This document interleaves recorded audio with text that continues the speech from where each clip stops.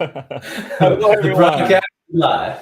We are live on the Then and Now Blading podcast with Michael.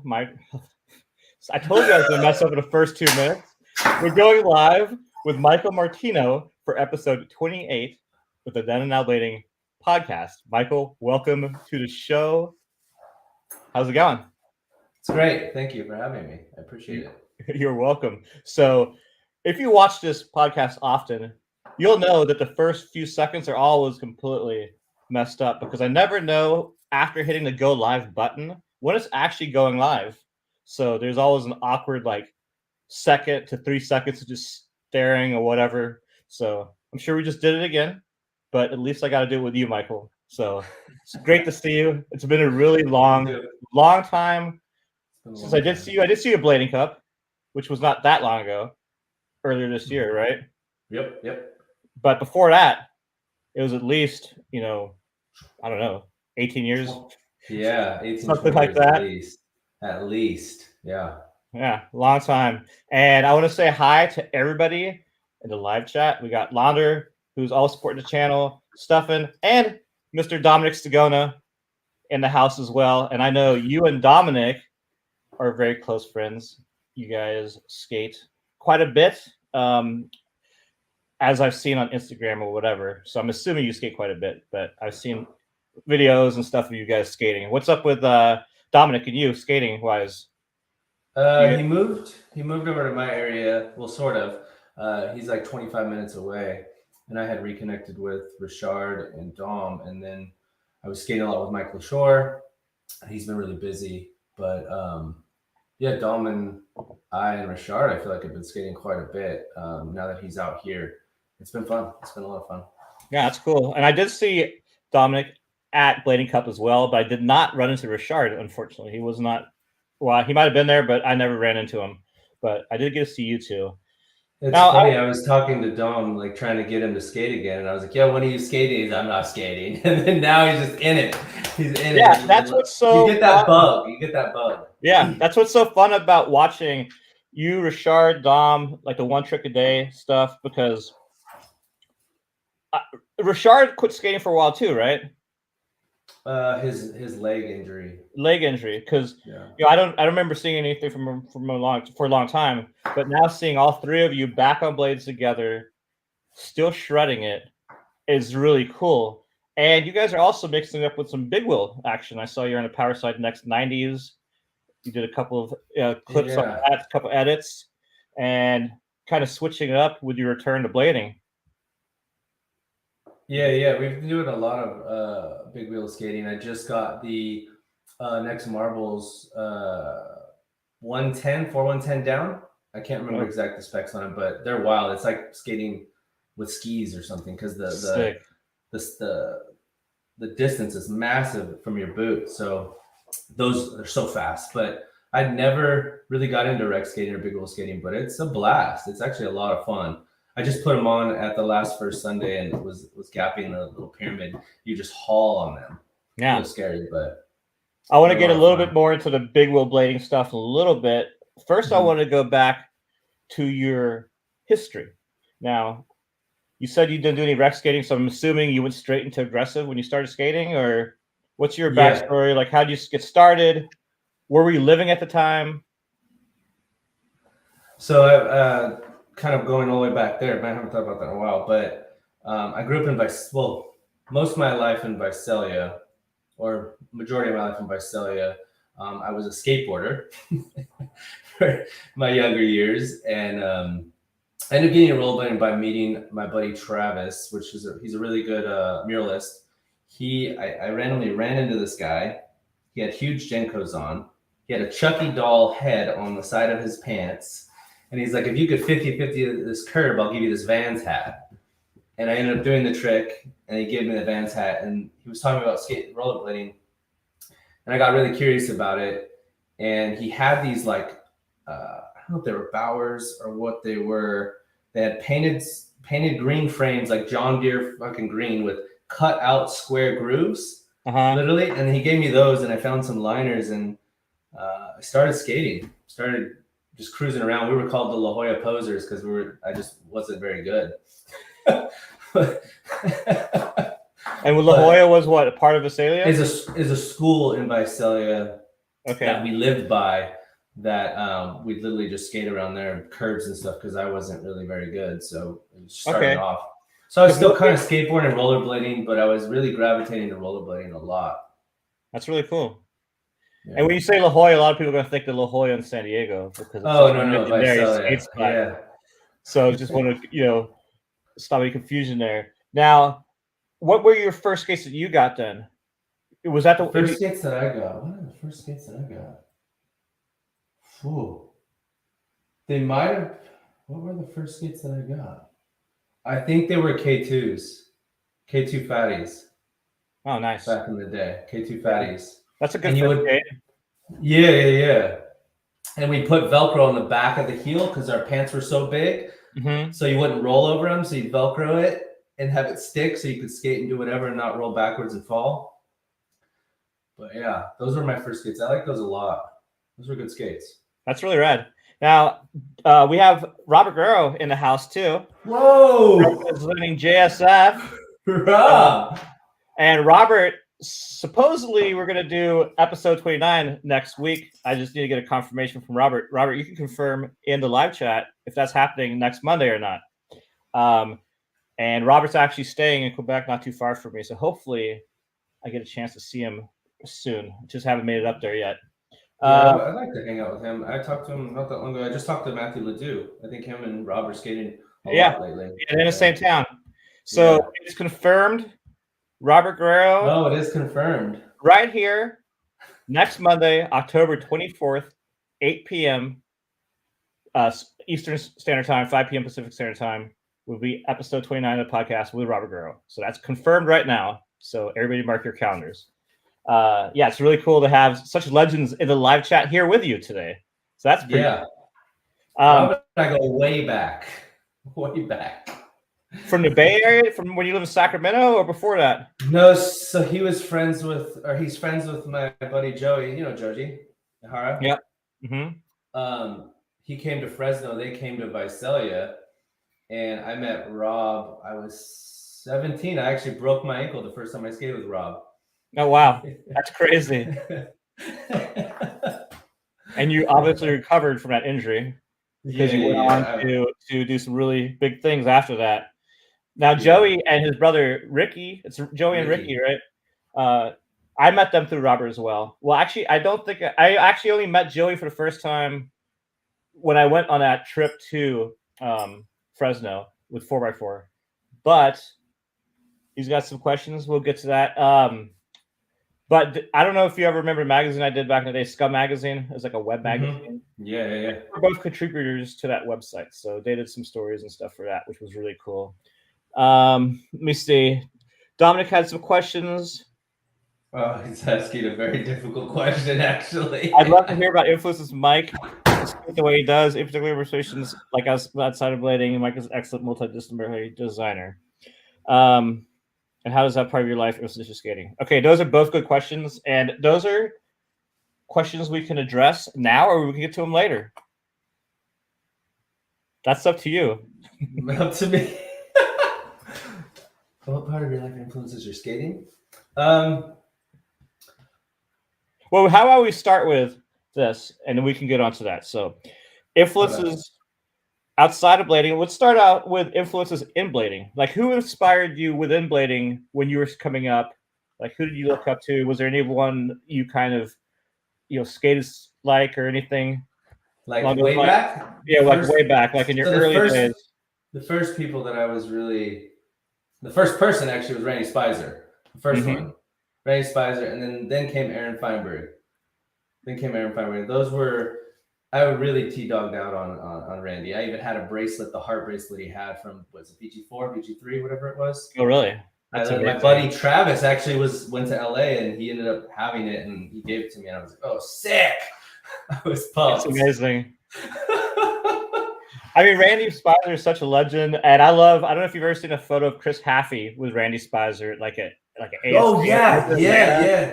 Haffey's like a little tiny kid, and Randy's still like young, like pretty cool. How, I mean, even you and Chris have been skating for so long. You're not like later generations of skating. It's just that early generation of skating was like every 3 years almost. There was a new generation in the 90s, early 2000s. Now it's kind of more on like a 10-year cycle, I feel like. But those are two good inspirations. Now Yeah, we they can were get the first to, two. like, and then later on when you were developing your style, was there anyone who was inspiring you as you were progressing? As I was progressing, I think I kind of looked at I looked at I feel like a handful of people. I don't know if necessarily my style, if I was trying to mimic or adapt certain things into the way that they did it, but I think I pulled from different people like Louis, Randy, Aaron, Dom, Dustin, Rachard. I mean, across the board, I think I looked at people who really had a uniqueness to them and really really had their own perspective on what they did and how they did it. I think that really informed a lot of what decisions I made as far as what I skated or how I skated. But my style, I think I try not to focus too much on that.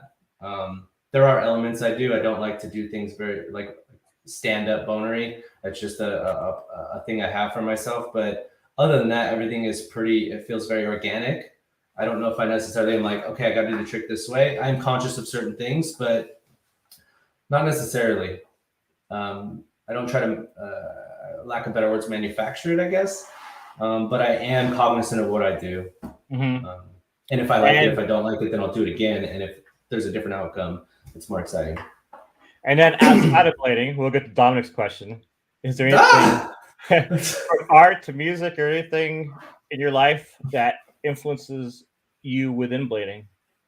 I mean, design for sure. When I, if you're thinking about filming or anything like that, the aesthetic or the item that I'm actually going to skate or the thing that I'm going to skate, I think I take that into account, as well as dressing for sure. Like fashion's a huge thing for me. I did a lot of sewing, I made my own clothes and did a lot of that stuff. So there's definitely an outside influence in how I dress and what I wear.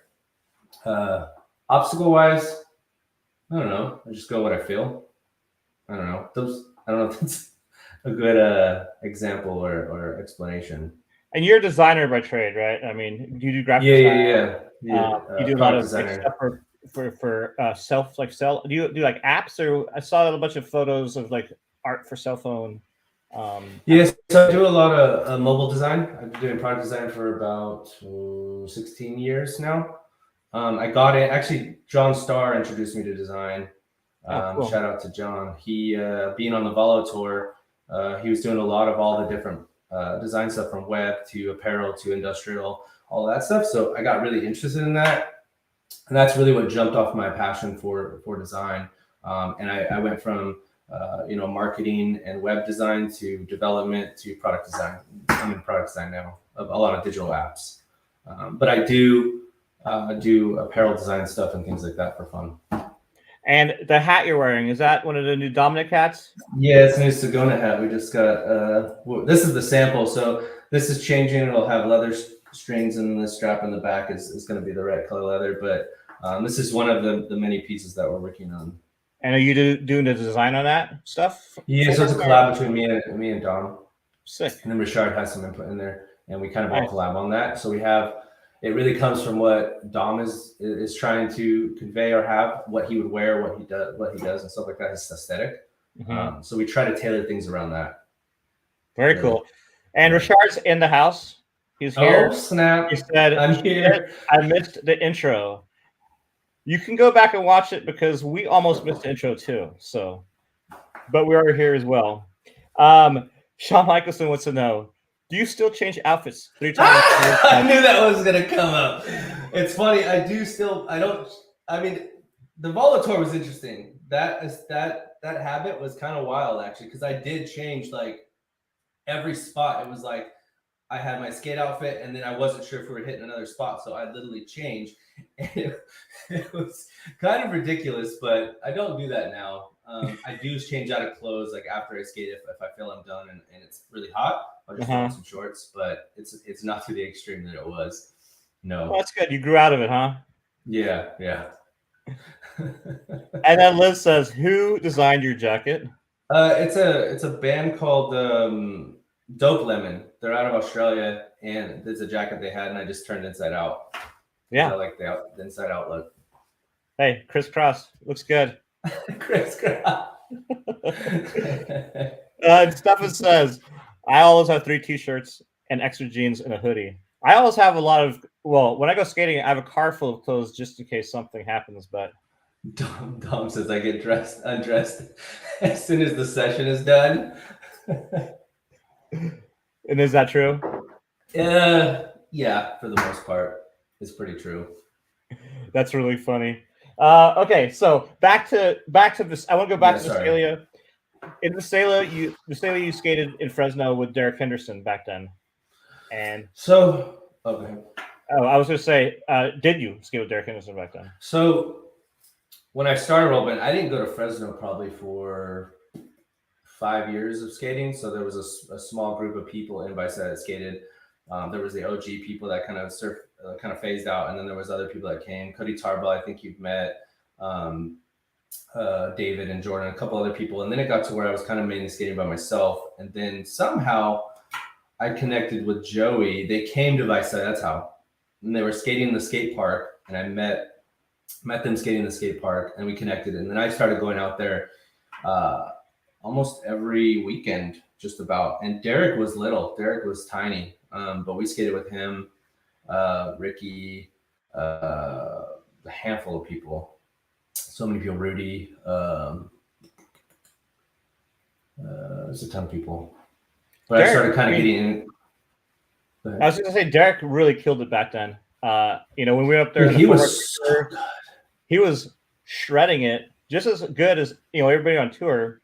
And I didn't even know for years that was Derek Henderson. Because Derek Henderson now is fully tattooed, bald head, big beard. When I went back to that footage and the people were calling him Derek, I was like, oh my God, that's Derek Henderson. When he was like 15. Yeah, he was young. He was the younger guy. He was so good. So good. Dude, he was amazing. At his age and what he was doing was crazy. He was so good. He's still killing it today. But it's crazy how much he's grown. Obviously, we all do. But he's huge now. He's huge. But he still has dope style. Yeah, for sure. Rachard, thank you. Jan, you're killing the OG clips. I posted a bunch of clips on Instagram and YouTube, and I posted a clip of Pat Lennon from Leading the Blind when he jumped through like the hole on the floor. Everybody keeps sending me that. And I just checked it out on Instagram a little while ago. It's got 2 million views now, so that's pretty cool. I probably had 20 people send me that clip that don't really? That are like, look, this is crazy. Like, what the fuck? Yeah, it's crazy. And reading some of the comments, I mean, most of the comments are positive, or people just like freaked out. Obviously, there's always going to be some hate and stuff, but there's some things I didn't think about. Was like when you jump through the hole, like that the drop off the building is still right there too, which you don't really realize in the clip because you don't see it. But when you look at the first clip, you realize, if you came out that thing, hit that pillar, you could just fall off the building as well. So I was about to say, yeah. That's there's a lot of like. That was almost one of those tricks. Does the reward outweigh the risk? No, the risk outweighs the reward big time on that stunt. But when you're younger, you don't care. And yeah, no, for sure. Pat's probably done some of the best stunts in blading. Like if you put all of his tricks together in one section, like all those best tricks, it's probably be the craziest trick or the craziest section. Yeah, for sure. He edited my Valo section actually. Oh, really? Yeah, that's cool. And you have that posted on your Instagram. I saw. Yeah. I have it pinned there. And you skated for Valo, and you also skated for Rollerblade as an AM before that. Yeah, and then I was Flow on USD before that. Okay. And how did you? So Rollerblade was your first sponsor, or USD? USD Flow through Intuition, and Matt would hook me up with skates and stuff like that. And that's how that kind of worked. Nice. And then Rollerblade, how did that happen?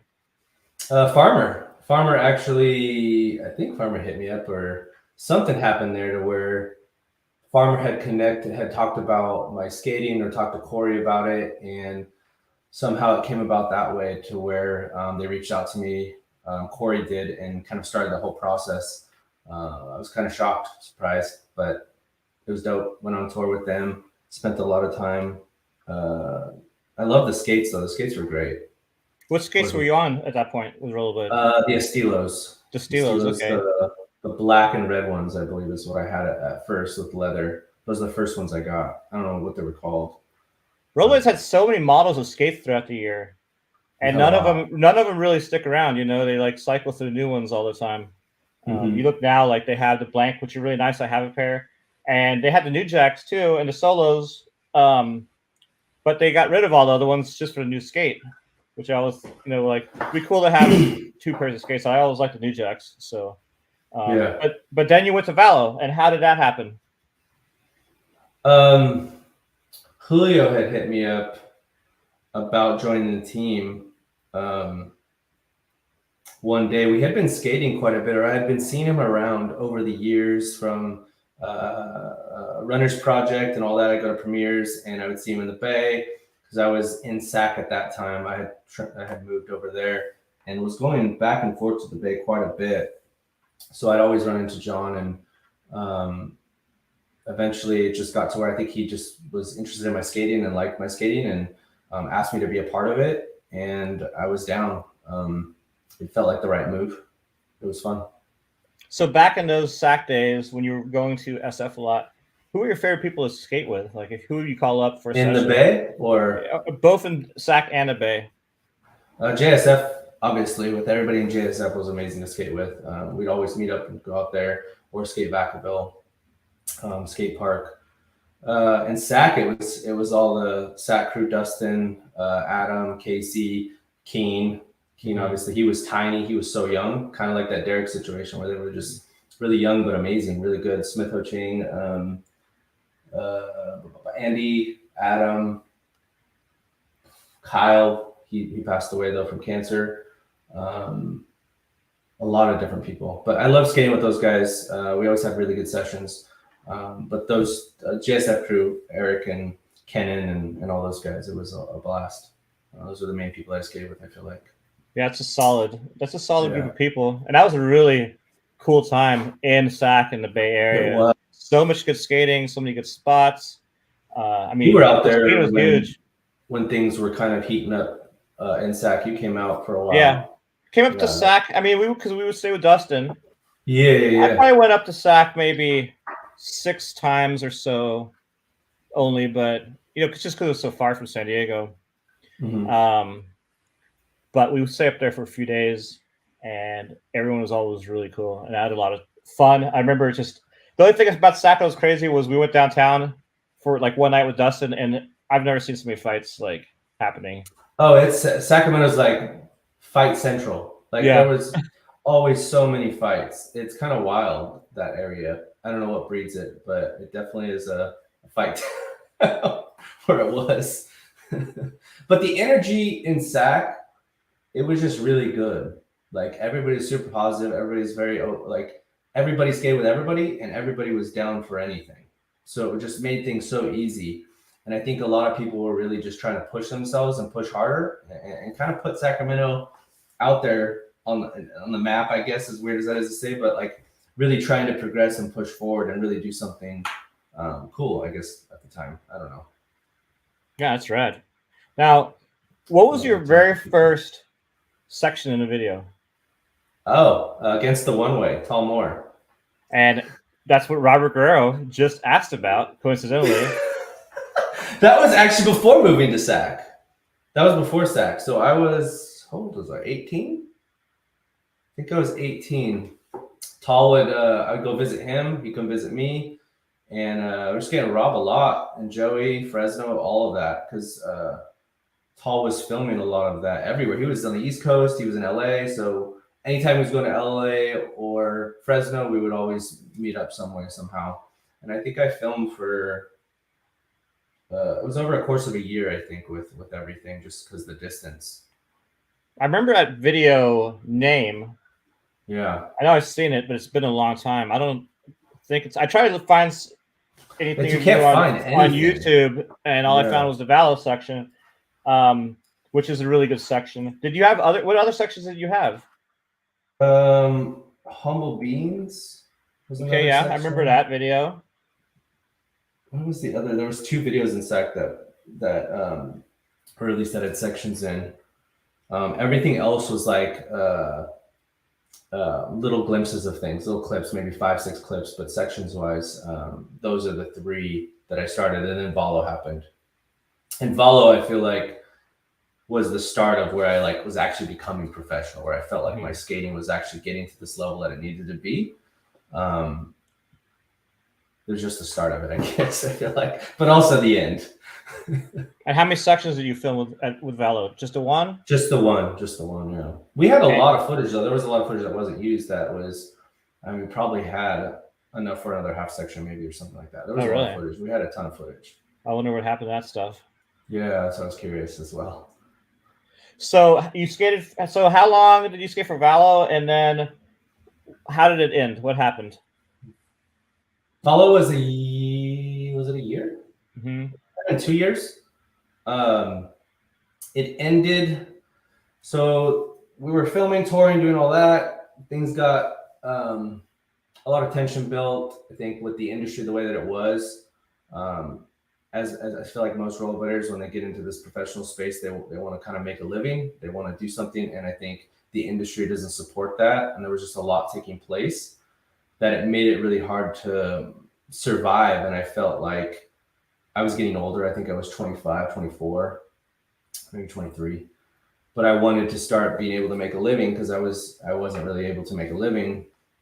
So I kind of made the decision after everything that was going on. I don't want to get into like the details of it, but there was just a lot happening.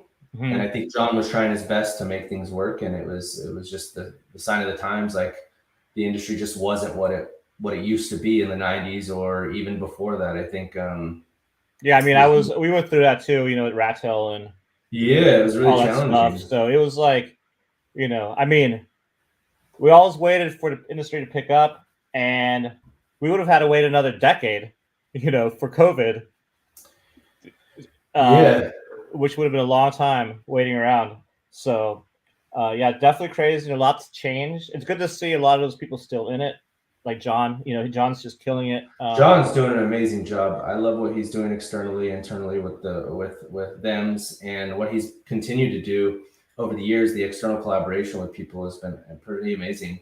Yeah.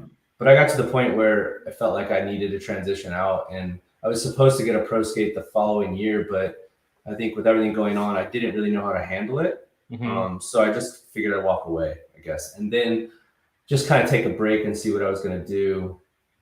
But life kind of happened, and some tragic events happened, and then I just kind of stopped skating for probably 10 years roughly. And then COVID hit. And you came back to blading? Is that what happened? So COVID hit. I had been working probably, 10, 15 years on just building a career and really chasing money.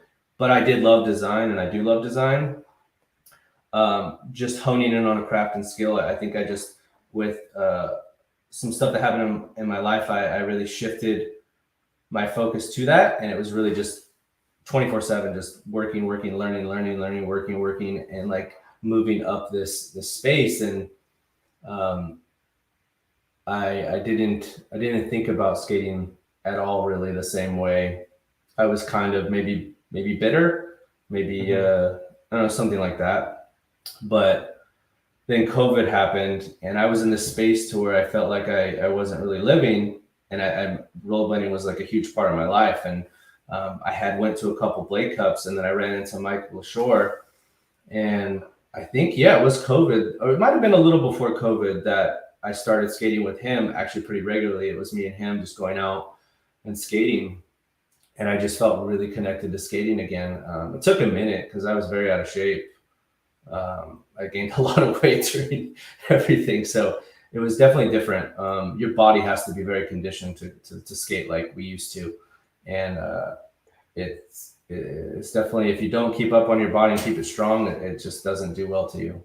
Well, I think that's a big problem with a lot of people quit for a long time, come back to blading. Not only are they older, they're also more out of shape, and they think they're going to skate like they used to, and they either get hurt, mentally they get hurt, or they get frustrated that Yeah. they can't and quit again.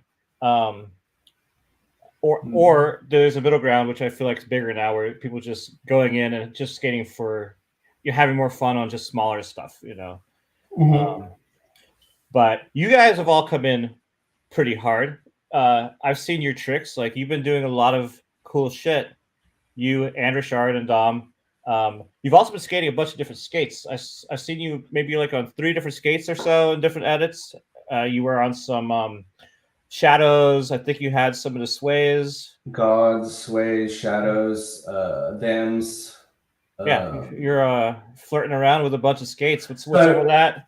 I was really looking at like trying to just support everybody. So and Okay. Mesmers, I had Mesmers as well. So I was buying every skate to just kind of support and kind of buy stuff that my friends are making or that people that I know making or just to support. But I also was curious like what being previously having to skate a skate for a sponsor and like for better or worse, I mean, most of the time I liked the skate, so it didn't really matter. But being able to have the flexibility to try just anything and everything was exciting to me. And I wanted to support, but also try all these different things. And shadows so far have been like my favorite skate, but I'm really like falling into this sway world where it feels like the classic USD throne that I loved for so long and skated for so long before any like Rollerblade or Valo. And yeah, I'm kind of there now, like teetering between shadow and sway.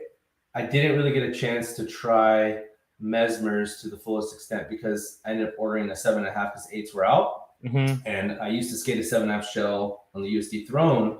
So I figured, I'll still fit it, thinking my foot's the same size for some reason. No. It definitely was not.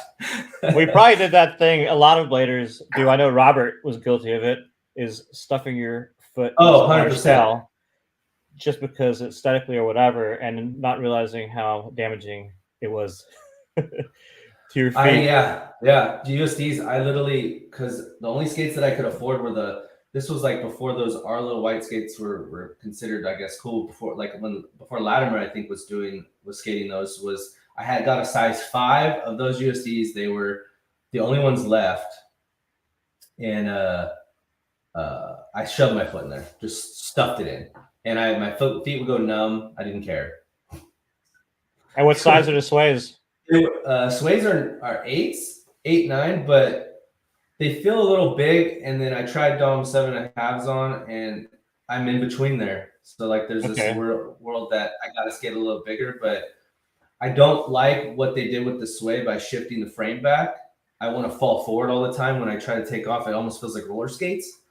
But other than that, the sway is a really solid skate. It's a really solid skate. What frames are you on? Because I know those farmer sways come boot only. Yeah, so I have the ones that came on my Mesmers. I'm skating the Mesmers, a Kaiser something. Okay. Is it Kaiser that made the Mesmer frame? Yeah. Or that has the Mesmer logo on it. Wait. Yeah, I think it's a Kaiser frame. Pretty sure, yeah. Yeah. It's Kaiser. It's a decent frame, but I used to love riding 50-50 frames, but I haven't got my hands on those yet. Well, they're around again. So it's perfect time to get 50-50 frames because they also came back to blading. And they have the metal core, right? The metal. Yeah. And all the people are making, aftermarket 3D printed walls for them and stuff. So you can get all sorts of options with those. Yeah. And then, are you riding flat? No, anti. Okay, you never rode flat. I'm a cheater forever. I could never. I tried flat a few times, obviously in my skating years, but I've just always enjoyed anti-rucker. I just figured being older, you might enjoy more speed. I don't know. I feel like I get good speed on my antis. I'm not doing big gaps, so I don't need that like big speed. Maybe I will be doing big gaps, but not right now. I wanted to ask you. You said that you got out of shape before you started skating again, and I've seen a lot of photos of you with your shirt off. You look like you're in shape. Have you been I'm getting there. Have you been training? You've been training outside of skating? You do like running or anything, working out? So yeah, I do a lot of running. I did a lot of trail running. I do a lot of walking now. I take an hour a day and do a walk and kind of be very present and mindful of my time. I have a huge problem with like constantly living in the future. and not really being present. That's like a big thing I've been focusing on. But running, cycling, I was doing boxing for a while, which I want to get back into. I think Dom and I are going to start doing jujitsu. And Dom is in fucking great shape. So we're all like working out constantly. And you can tell, you can feel like I feel 25 again skating. Like I don't feel really good. the age I did. The pain is a little bit I'm not used to as much as I used to be, and there are things, but for the most part, I feel very similar to how I felt years ago now. But when I first started, it was like I could barely walk the next day. Mm-hmm. Yeah, I have moments of that, but if you keep your body tight, I think it helps. Yeah, I was doing really good until about 2018, and then I broke my back, and then it always hurts to do stuff. So I gained like 40 pounds after that. It's easy. Which sucked. I was doing back in Austin, I was doing a lot of yoga every day, swimming like 3 miles a week. And that year I also skated almost 3,000 miles on my skates. I was trying to do a marathon a day. Holy shit. So every night. So I was in super good shape. Probably the best shape of my life was like 2017, 2018 until I broke my back. But it's definitely been harder to get back in shape. We're living here in Vermont because there's not the facilities to go to for like working out or like swimming or doing yoga or any of that stuff. And doing that stuff by myself at the house, I just don't have the discipline. Yeah, I juggle with that. Like I want to build something at home or do something at home, but I'm one of those people that if I leave the house, I'm going and committing. If I'm at the house, it's easy for me to be like, oh, I can work or I can do all these other things. I get easily distracted to where I don't commit as much. Same with boxing. Boxing was probably the hardest, most fun I've had in a while. If I hadn't gotten into skating and I was able to be around boxing, I would have tried to be a professional boxer. Oh wow! I had no idea. I would have went all in. That's really cool. And with big wheel blading, that's a good workout too. Have you done any like distance skates, or have you just stuck to skating parks and doing some street spots? So I feel like skates right now, even the rec skates that I get, the comfort is not there. Okay. So I don't really go long distance. Shadows, I feel like, are the most comfortable skate. My Sway right now, currently with the rain liner in it, I can actually skate it pretty much all day, I feel like. But it's really hard. I've tried a few rec skates. These that I have right now so far are pretty good, but I haven't done a long distance. I've been wanting to, but I haven't. There's some weird stuff in the chat, huh? Tinder, hot, XYZ. Oh, some porn has got in there. Okay, yeah, they get in every show. Block user. I haven't, but I probably will. Yeah, well, the thing I'm really jealous of with you is you live in a big city with lots of good food, but there's also a huge skating scene for aggressive. You know, you got the Sunday brunch, you got all sorts of stuff. I mean, every little town there's got a scene and parks and stuff. And for urban skating, group skates, there's something happening almost every night a week somewhere in the LA area. I was on a Long Beach skate when I was there, and I love those big wheel group skates with like 100 people plus, cruising around the city. If you get a chance to go on one of those, I definitely recommend doing that. Might go Thursday, actually, this Thursday. Yeah, that would be sick. They're so fun. My buddy Shay keeps asking me to go, and I think I get to where I'm just tired from work, and I'm like, I'll just stay home. What's really fun about those skates is you find so many spots for aggressive skating. Oh, yeah. Or for just big wheel, like aggressive skating. Mm-hmm. Now, back to the anti-rocker tip, Rachard has his grind over speed comment. Fuck wheel bite. So he's on your team. He's on your team. We got a bunch of anti-rocker guys in this chat. Look at that. You guys, it's back on the rise. I think that people, at least when I started skating again, it seemed like a lot of people were in this like flat rocker world and like really pushing it and kind of like hating on the anti-space. But I feel like everybody's kind of reverting back. There's always that shift that happens, I feel like. Well, I know Robert's not on the anti-team because we tried to do an anti-setup on the Icon skates and he was absolutely miserable. So he's on the opposite team. And then let me see. Proper form over instant grinding pleasure. Oh, I was just going through the live chat because I was a little bit behind. And yeah, Robert's comment, proper form over instant grinding pleasure. That's correct. So, and another type of big wheel blading that's gotten really popular is wizard skating. Have you tried a wizard setup yet? I have. Or do you have any interest to try it? I do have interest a little bit, but I haven't tried it. I haven't sought out for it, but I think it's really cool what people are doing with it. I think it also opens up to a lot of people being interested in skating because the barrier to entry feels a little bit less intimidating. You're able to move and maneuver in ways that you're not really risking your body or your life in some cases. Oh, I 100% agree with you. I mean, you have all these companies making those like the similar frames, and they're getting big, and it's definitely more welcoming and easier on the body. Like a lot of people I see coming back to blading, they're like bitch about modern skating or whatever, and they're like, we want to see more hammers, more this, that. Nobody wants to skate, watching somebody do like a toe roll. But that's completely wrong because all this stuff my marketing on Instagram and stuff, it's like people want to do something they can relate to. No one can relate to Pat Lennon jumping off a roof and grinding a like a 2-story wall. Yeah. They can relate to somebody wizard skating or slalom skating or doing something smaller, and they're like, oh, that looks fun. The other shit to them does not look fun. It looks like you could die. So it's like they don't want to do that. Obviously some kids want to do it, but a majority of people don't want to die. So they want to do something that looks a little bit more fun. Especially nowadays, I think people are very. We grew up in a different time where I think people tried things and did things and were willing to get hurt a little bit, or maybe that's just the space that I was in. But I definitely love that it gives the ability for people to get into rollerblading. At first, I was like, some of this like rec stuff, I was like, I don't know. And then I started rec skating, and I'm like, whoa, this is rad. And then seeing that Wizard video release at Blade Cup, that was sick, dude. That video really changed my perspective on the style. There's a bunch of new videos, Wizard style videos I've seen lately, from some of the different frame brands that are pretty impressive. The things they do on those skates, because it's like, it's a form. It's a form of aggressive.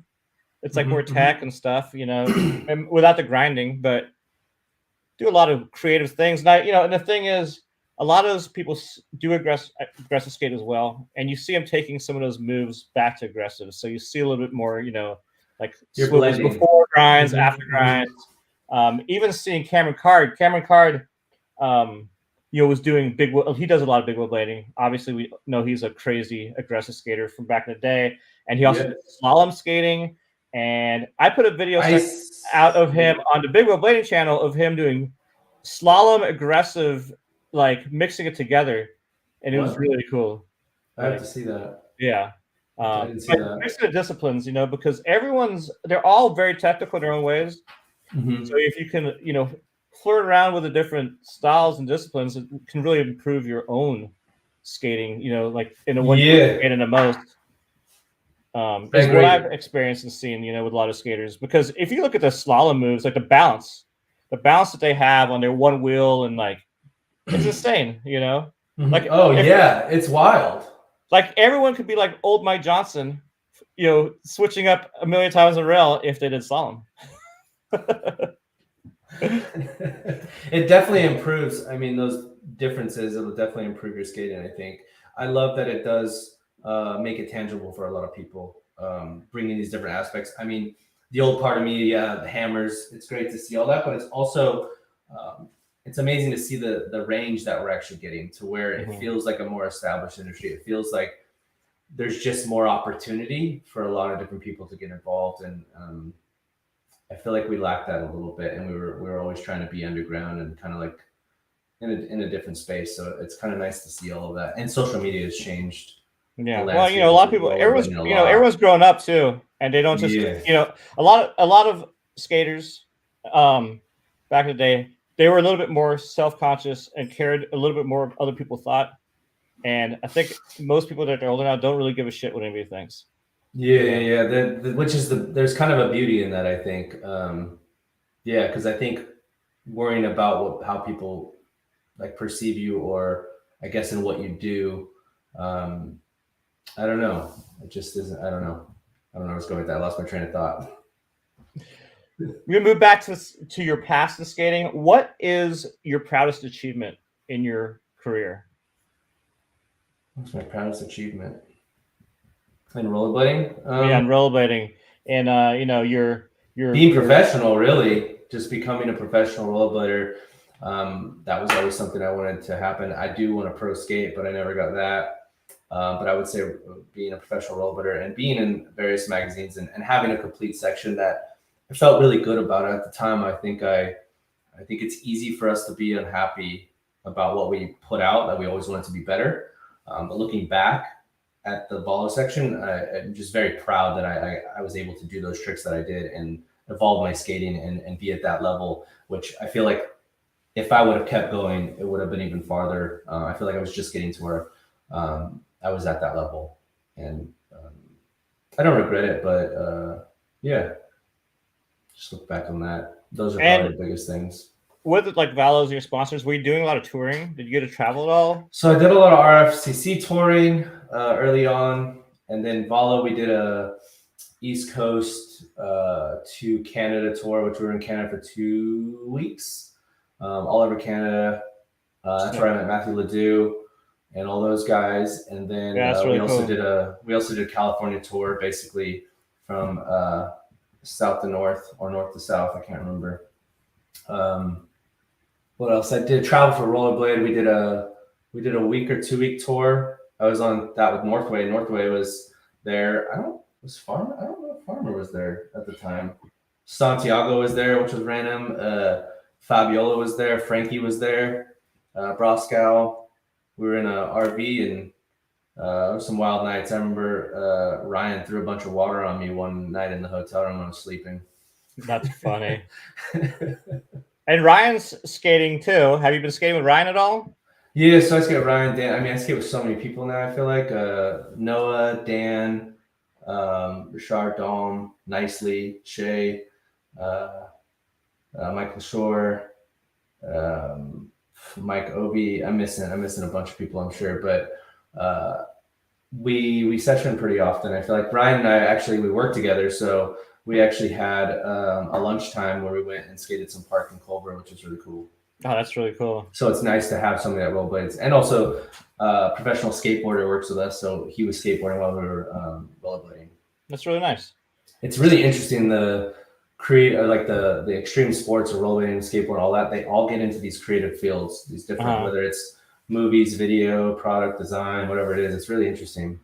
That's a really cool thing about being in where you're at in LA area is there's so many bladers from our era that are doing really cool work, either in film industry or design or art. And it's a really cool creative community that's going on there. And I've always been like, well, that's pretty cool. Connor. I wish I would have stayed in that area. Connor's doing a lot of stuff. I talked to him quite a bit too. We skated a few times as well, but he's always out of town doing gigs. And you had mentioned Santiago earlier. Santiago is actually usually in the live chat when I do these shows. Is he? Now, but he's been on like the last 3 live chats. Oh, crazy. And he's, Is he skating again? I think he is skating. Yeah, he mentioned something about skating in the last one. So, I'm not 100% positive, but I believe that he is skating. And you had mentioned you were in some magazines. I know you had like a profile in a magazine. What magazine was that? So I had a few covers on BMag. I had an interview in BMag. I had some like a little up and coming thing in Daily Bread. I also had a spotlight in Daily Bread. And what's the other magazine? Unity? Was it Unity magazine? Unity, yeah. I had an interview in that when I was writing for Valo. I also did a Valo tour thing in Daily Bread, I think it was. So quite a bit of magazine stuff. Not a lot, but quite a bit. And who was shooting the photos of you? Was it Mike? Graffinia. Yeah. Shooty. Okay. I can't remember who else. Yeah, I know Mike was up in the Bay Area, so he was probably a big one. He was always shooting everything. Anything Bay Area, he kind of attacked. What was it like for you going out to shoot for photo versus shooting for like a video part? Or did they happen at the same time? Usually it was happening at the same time. It was being documented essentially, and then everything that came from the video stuff would also be as photos. Most of the time, I'm trying to think. Uni Magazine, everything I was filming for Valo at the time, and then BMag, I was doing a lot of Humble Beans, or I can't remember the other video, something like that. Doing all of those stuff, so it was in tandem. So who was more picky, the photographers or the filmers? Photographer, I would say. I remember Shooty would make people do things so many times, partially because he wouldn't get the right frame. Mike was that way, yeah, 100%. Somebody said was like they did a trick like 100 times, and their friend filmed it 100 times, but then when the time they landed it, the friend missed it who was filming it. It's like he's like, he did better than me. He filmed it 100 times good, and I only did it good once, so I can't be too mad at him. It's nice to do it over and over to see, like, it's nice to do it over and over to get what you want, and also seeing it. I mean, usually the first time isn't going to be the best time, but if it's a big hammer, you're probably only doing it once. Oh yeah, I feel like. And did you do any competitions skating at all, or street comps or anything? I did IMYT in San Jose for that one. Okay. I skated some barn burner stuff, a few other comps, but I was never a great comp skater. I feel like I always struggled with skating around a lot of people. As growing up, I skated a lot by myself, so it was either small groups or solo. So I always had a hard time. Now I could probably skate in comps a lot. I skated in the Blake Cup, the last Blake Cup, just for fun. But I entered in like the AM thing. I wasn't sure if I was supposed to do pro or old man or what. So I just kind of cruised around. But I didn't spend a lot of time in comp stuff. I kind of wish I would have, but I just don't think I was mentally there for that. Well, were you skating a lot of park? See, that's the thing, Yeah, it was a street. I mean, back then there wasn't a lot of parks. Look at today, there's parks everywhere. There was an ASA I went to in Utah where I met Cam Card, and I had a buddy who skated in the ASA, and there was a girl there that I met that she was judging or doing something. She said I could have competed and that I should have, but I didn't even compete. I was like, nah, I'm good, and kind of passed on it. But yeah, I was never a big comp skater. What's your favorite park to skate in LA area? Favorite park? Yeah. Probably fucking Nicely in Dom's Chino Park or Sheldon. Those are the two that I have the most fun at, I think. But I did just dislocate my shoulder at Chino Hills 3 months ago. So that was not fun. How's it now? It's good. This hurts a little bit, but I do a lot of band work and stuff, so it's getting stronger. But there's something interesting about the shoulder. Like I've broken my hand, ankle, wrist, things like that. And something about the shoulder, it makes you kind of, I was talking to Showcase about this, Anthony, and it feels like it's not really stable ever. So you approach things differently. You're kind of a little more cautious, but I'm feeling like it's starting to get over that hurdle, knock on wood.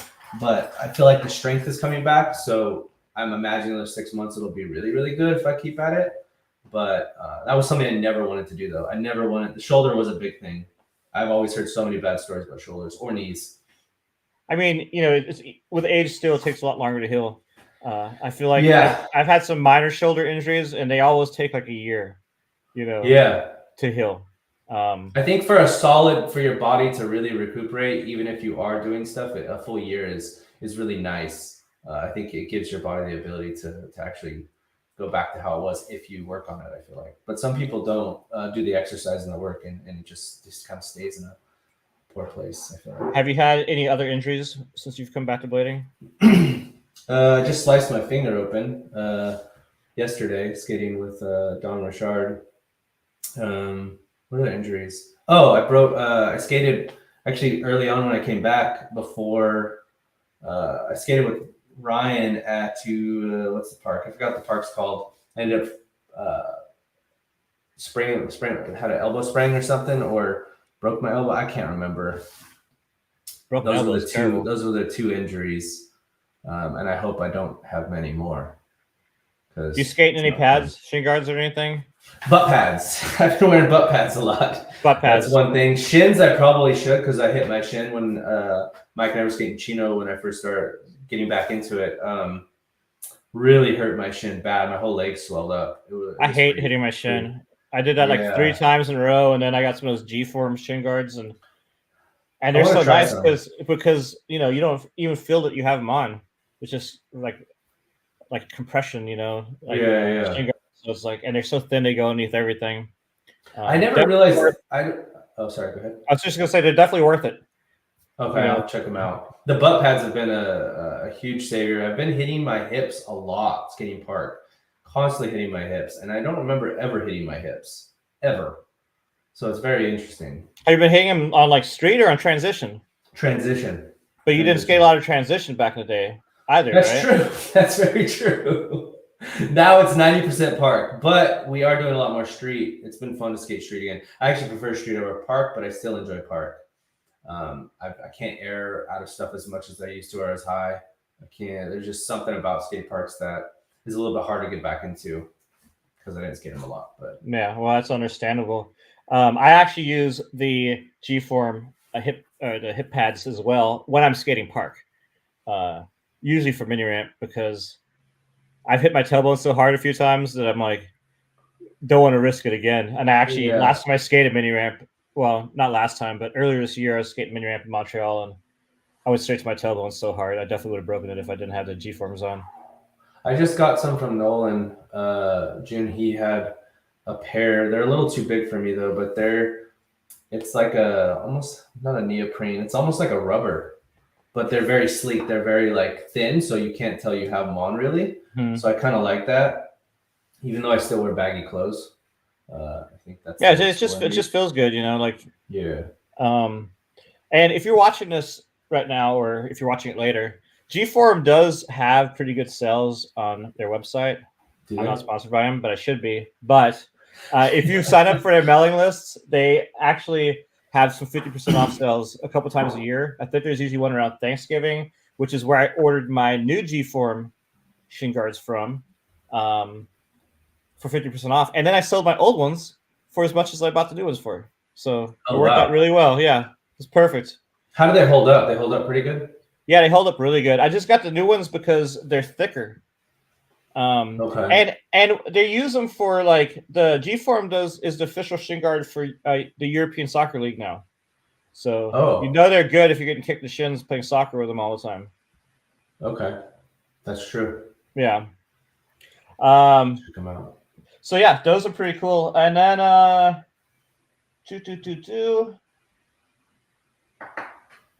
So okay, you guys are doing you're helping with the Sagona gear.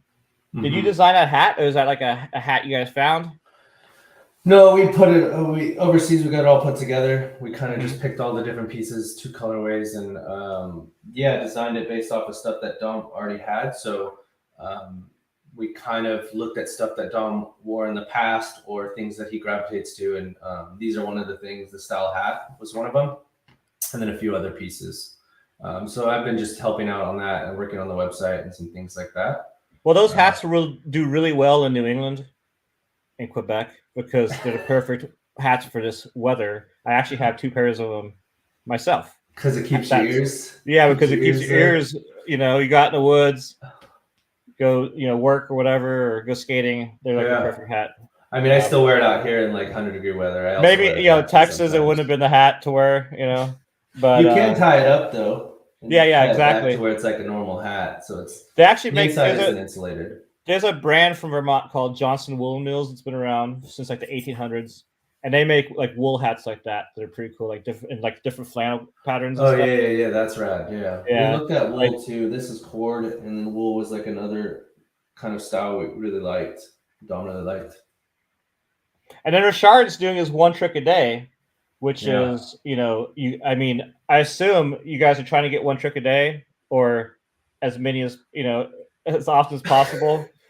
I don't really I don't do a trick a day, that's for sure. I skate probably twice a week, but I want to skate more. It's just hard with work, and then we're all kind of spread out and most of us are pretty busy.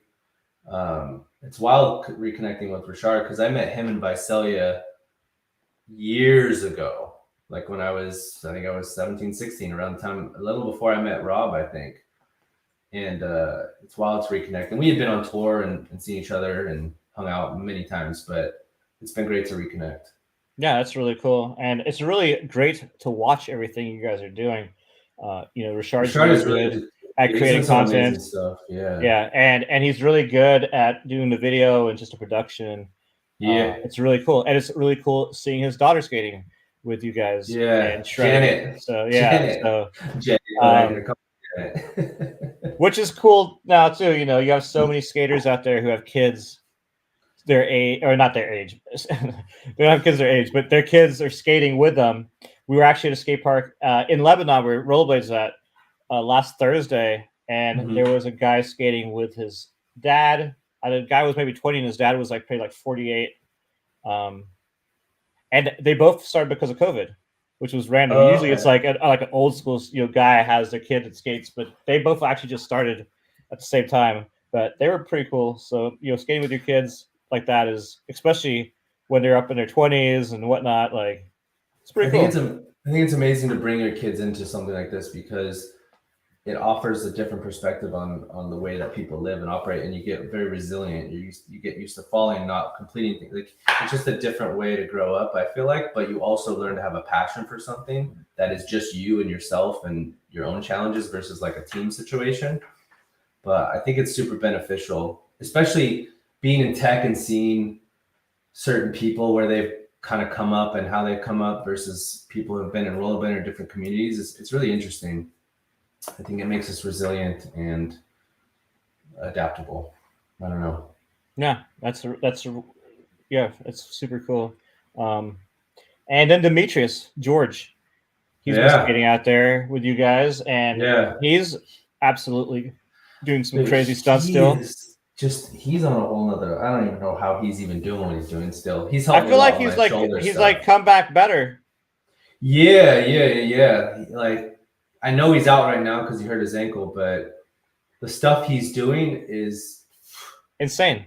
And it's insane. There's no way, to me, the risk is worth it's just not. But I can see how he's at that point where as you keep skating, you keep getting more hungry, kind of like we used to. But we're not. We as in shape as we are, our bodies just, I don't think, are the same, but they're close to it. But it just, I don't know, it's different. No. It's really cool, to see him just come back so hard, so fast, and wow the crowds, Yeah. All the back to blading people who are hungry for the old school tricks. Yeah, and he keeps himself healthy, and he has a lot of knowledge on recovery and things. Like I said, I talked to him. I also talked to Vinny about my shoulder because they both have had a lot of shoulder problems. I've dislocated or things like that. So it was super helpful to have some resources there. And Vinny's a legend as well, and doing really cool things. He's still like he's 19. I mean, he's a ball of style. He's a ball of style. I mean, his too in the Bay when we were going to the Bay a lot with Lomax, and all those guys. I remember going to Vinny's house around 2000 or something, 2001, and when he was on Solomon. Yeah, I think so. And they were having like Fight Club in his like parents' garage with like his little sisters and their friends like boxing each other. It was pretty funny. Who's the oldest person in your crew? That's maybe Rachard. I think Rachard is maybe. I don't know if I want to say that. I feel bad. He might. I don't know. I think he's the oldest. I'm terrible with ages, but I just turned 39 last Thursday. I know Dom's 39. I know Northway is 40. Everybody else is younger. Rachard just turned 41. I feel like I'm spacing, but I think that's true. Rachard's the oldest right now that I can think of. Well, he can verify. I don't know. We know you're 39. How old are you, Rachard? How old's Dominic? We want to know. I don't know if Stefan he's has in it. here anymore. He might be. We'll see. Stefan has a daughter that skates. She's 8. That's really cool. Yeah. And Stefan also has joints that sound like he's eating crunchy cereal. I've definitely experienced the crunchy cereal sounds in my shoulders before. And not a big fan of that. And then Sean Michelson says, it seems like Demetrious' hunger comes from unfinished business, in my opinion. Do you think that's true? You think he has unfinished business? That's a good question. I think maybe a little bit, but I think it's just that feeling and that rush from doing something, or that accomplishment of just doing something really fucking hard and really gnarly and being like just juice off of it. I think it's like a high that you start to touch on. I mean, he just came out of the gate blazing, but I see glimpses of it now, like things I want to get even more and more and more, but I'm like, I'm older. Is it worth it? So I don't know. Rachard verifies that it is unfinished business. Is it? Oh, he would know more than I would. I would say there's touches of it, but and we need to know, Rachard, who's the oldest in your crew? Is it you? Is it Dom? Is it Michael? Or is it Demetrious? Who's the oldest? No, Demetrious is younger than me. Michael thought it was you. Launder says, dang, Rachard might just called you out old. But Robert says Rachard called Rachard old earlier in the chat. So, okay, Rachard's 41, so he's 2 years older than you. He's the oldest. Yeah, I think he's the oldest right now. I think. Cool. And Sean Michelson with the super chat says, happy belated birthday, brother. Thank you. So your birthday, so you just turned 39. So you're almost 40. How does it feel? Feels great. I'm excited for 40. I'm excited for getting older. What's your plans going into 40s and skating and everything and life? Like, plans. You want to continue skating like you are now for 100%, probably for the next 15 years. That's the goal. At least. Next 15. I mean, I'll probably skate it. Go ahead. I was gonna say the beauty with like big wheel blading and stuff now is you can pretty much skate until you're like 80. Yeah, so that's what I was about to say. Like once I can't hit the aggressive world, I'll start kind of transitioning to like wizard, then into just kind of all of that. Or one thing a lot of aggressive skaters have switched to too, or not necessarily switched, but have adopted, which this would have never happened back in the 2000s. Back when we were all skating in marathons. Like doing speed skating. I don't know how people do that. And like you guys see like Mike Luffholm and Michigan doing 100-mile skates and stuff like.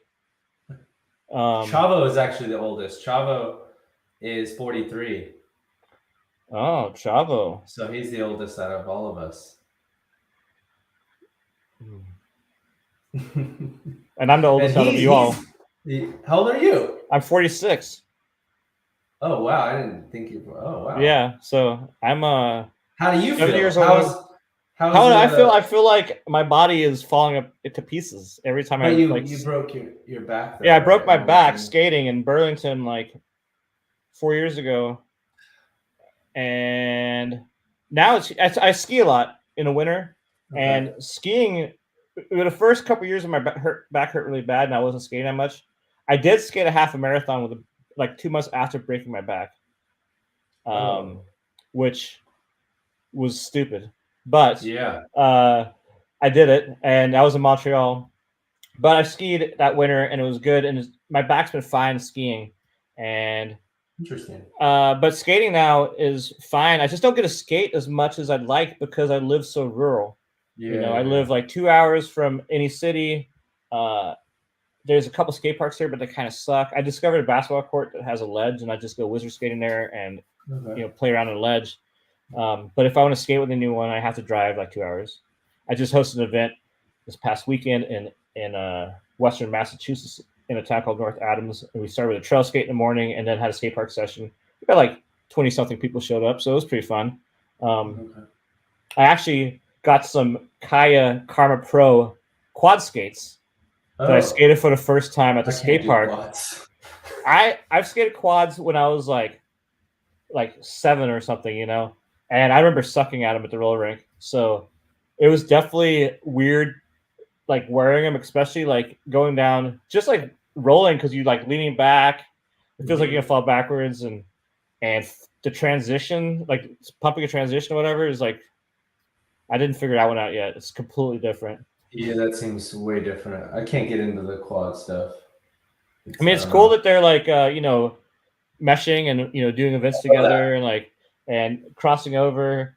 And There's I feel some like wild stuff. I feel like Blading Cup was really cool, and they're doing that now. They did Montreal Cup. They're doing it. The Frank Morales Bashi is combining the two disciplines.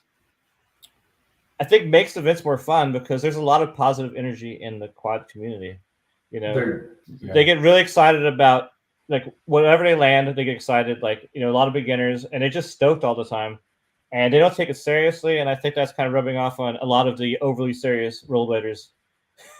It's hard to not be serious when you've done it for so long, and that was your mentality at the time. I think it's sometimes hard to. I think we have old debt in our minds. Yeah, it's I mean, there's a few different things. It's like, I mean, Frank Stoner. I was talking to him the other day, and he's like, you have a lot of people come back to blading. You have the people who never left, kind of complaining about the people coming back, and it's called like survivor syndrome because they stuck. Oh, really? That's happening for so long. Like, I mean, not like seriously happening, but there's some people that are like, there are people that are like, I stuck around for so long, and all these people coming in and doing stuff. That's not the majority of people, but it exists, and it's like a survivor syndrome. Whatever, how we labeled it. So let me see. Stefan says, Jan, you look great though for my age. Thank you. I appreciate it. You do. Arthur, Jan took the win. All right. I finally won a skating related competition. And let's see here. Rob said some of those soils I've seen posted looking at least at 46. That's hilarious.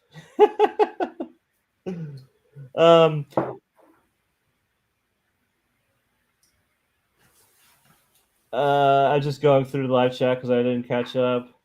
All right. Oh, Rachard, beards rule. Look, we got two good beards on your screen right now. Luckily, for your computer or your TV, especially if you got a nice TV, nice like Ultra HD TV with some HD beards.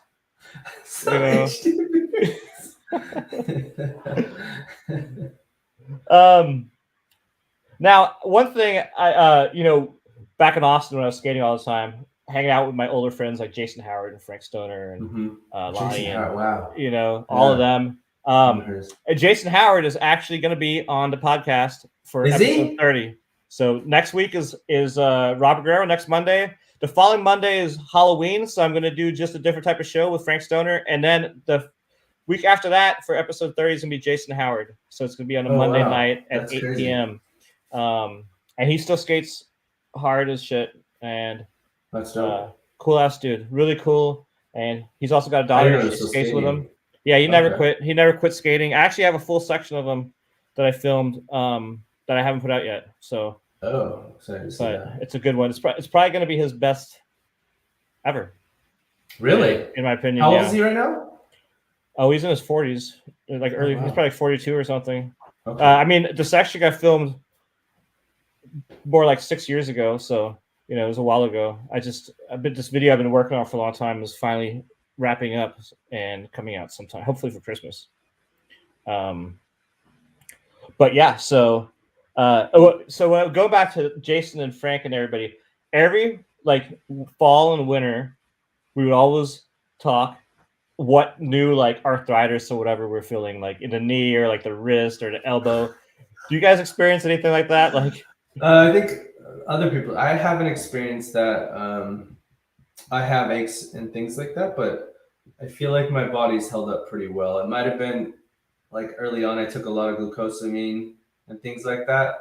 Mm-hmm. I used to take like I don't know if it helped, but I don't have a lot of. I have wrist problems every once in a while. Like it kind of gets in a weird spot, especially working out.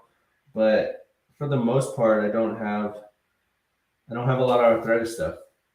Yeah, I definitely have it in my wrist because I broke it skating in the 90s, and it just kind of got arthritis from that. And my knees are definitely, again, like skating. I feel like walking gives me more knee pain, like And walking up the skating. stairs and stuff, than skating and skiing or biking. Like Wow. like any sports and stuff don't hurt my knees, but when I go The like just fluidity like of it. walking, like in the store, my knees hurt.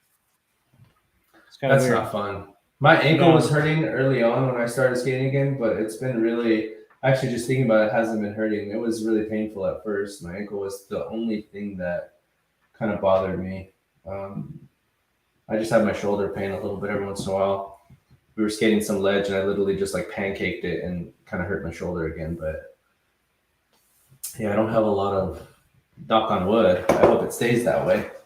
Yeah, well, that's good. That's good. And then I stretch a lot more now too, though. I never stretched, never conditioned. I feel like there was some skaters out there that took it really serious and did a lot of like workout, fitness, mobility stuff years ago. But I never did that.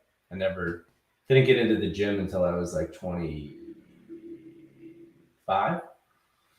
well, everyone back when you're young, you feel like you're invincible, right? You don't think you need to stretch and stuff, and you do. I mean, it's great that a lot of skaters have adopted that. Like you got a lot of sessions now. It's like everyone's got the foam rollers and stuff, and everybody takes care of themselves a little bit more than they did Yeah, in I the think past. I think that as you get older, you're kind of aware of things that you have to do or need to Yeah, do to and you're have cutting that out a lot of ability. the bad activities. A lot of skaters did a lot of bad activities in those days. Last thing they Yeah, wanted to do was like stretch when being hungover.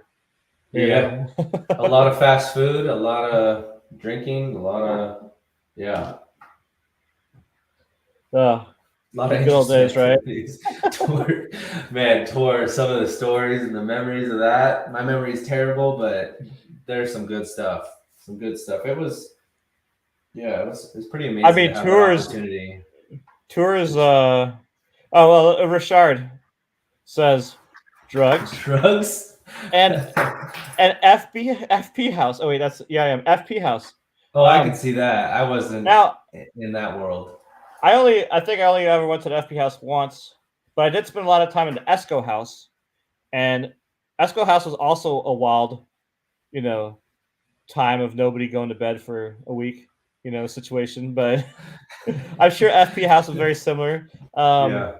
to that. I'm sure Richard's could vouch because I'm sure he spent time at the Esco house too. Even though Richard's somebody I didn't see a lot back in the day, just because I guess our scenes were a little bit different A little with bit who we different, skated yeah. with and stuff. Um, but most of the people I skated with back then aren't around anymore. All my old crew from Austin's all around, but most of my San Diego crew, Oh, they're gone. gone. Yeah. So it's Yeah. cool seeing a lot of people like Richard and you guys, all of you guys around skating and stuff, which is really I think we're rad. gonna see more people pop up. I feel like from back in the day. I feel like it's just constant. There's some influx of leaving it. I think it really helped in a lot of ways mentally and all of that. I know for me, I wish I would have kept doing it at the time of the stuff I was going through. But yeah. Dominic says Richard lived at the Esco house. I don't remember that, but I do remember Dominic at the Esco house. And Don, I bet what? Yeah. Was boy, Abdil there as well? Abdul lives there, and but man, there was some wild times at that Esco house when Dominic was there for sure. That's all I'm gonna say. That's all I'm gonna say. There's some wild times. Yeah. But man, what a crew! Like, what a crew of skaters to wake up in the morning with to go out in a session. At that time, like so many The talent people is living in and out of Esco. I mean, John Elliott was an early Esco person. Before he moved down to San Diego, but yeah, so many people in that city were amazing. Rob was a perma Esco couch surfer. And it's really cool to see Eric Shrine is still skating. Yeah, I love that. Because a lot of the Esco, and Abdul still skates, but the original Esco crew themselves, I'm not aware of any of the other ones actively skating. I'm not sure about what's his name? Why am I having a Robert Leovanos? Rob, I talked to Rob. I'm trying to get him.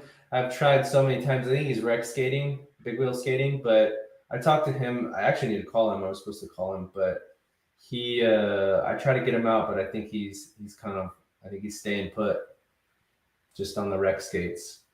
Well, at least it's on rec skates. At least, yeah. Yeah, I don't know how like, often he does skating. it, but he's in the design space too. He's been in it for obviously a long time.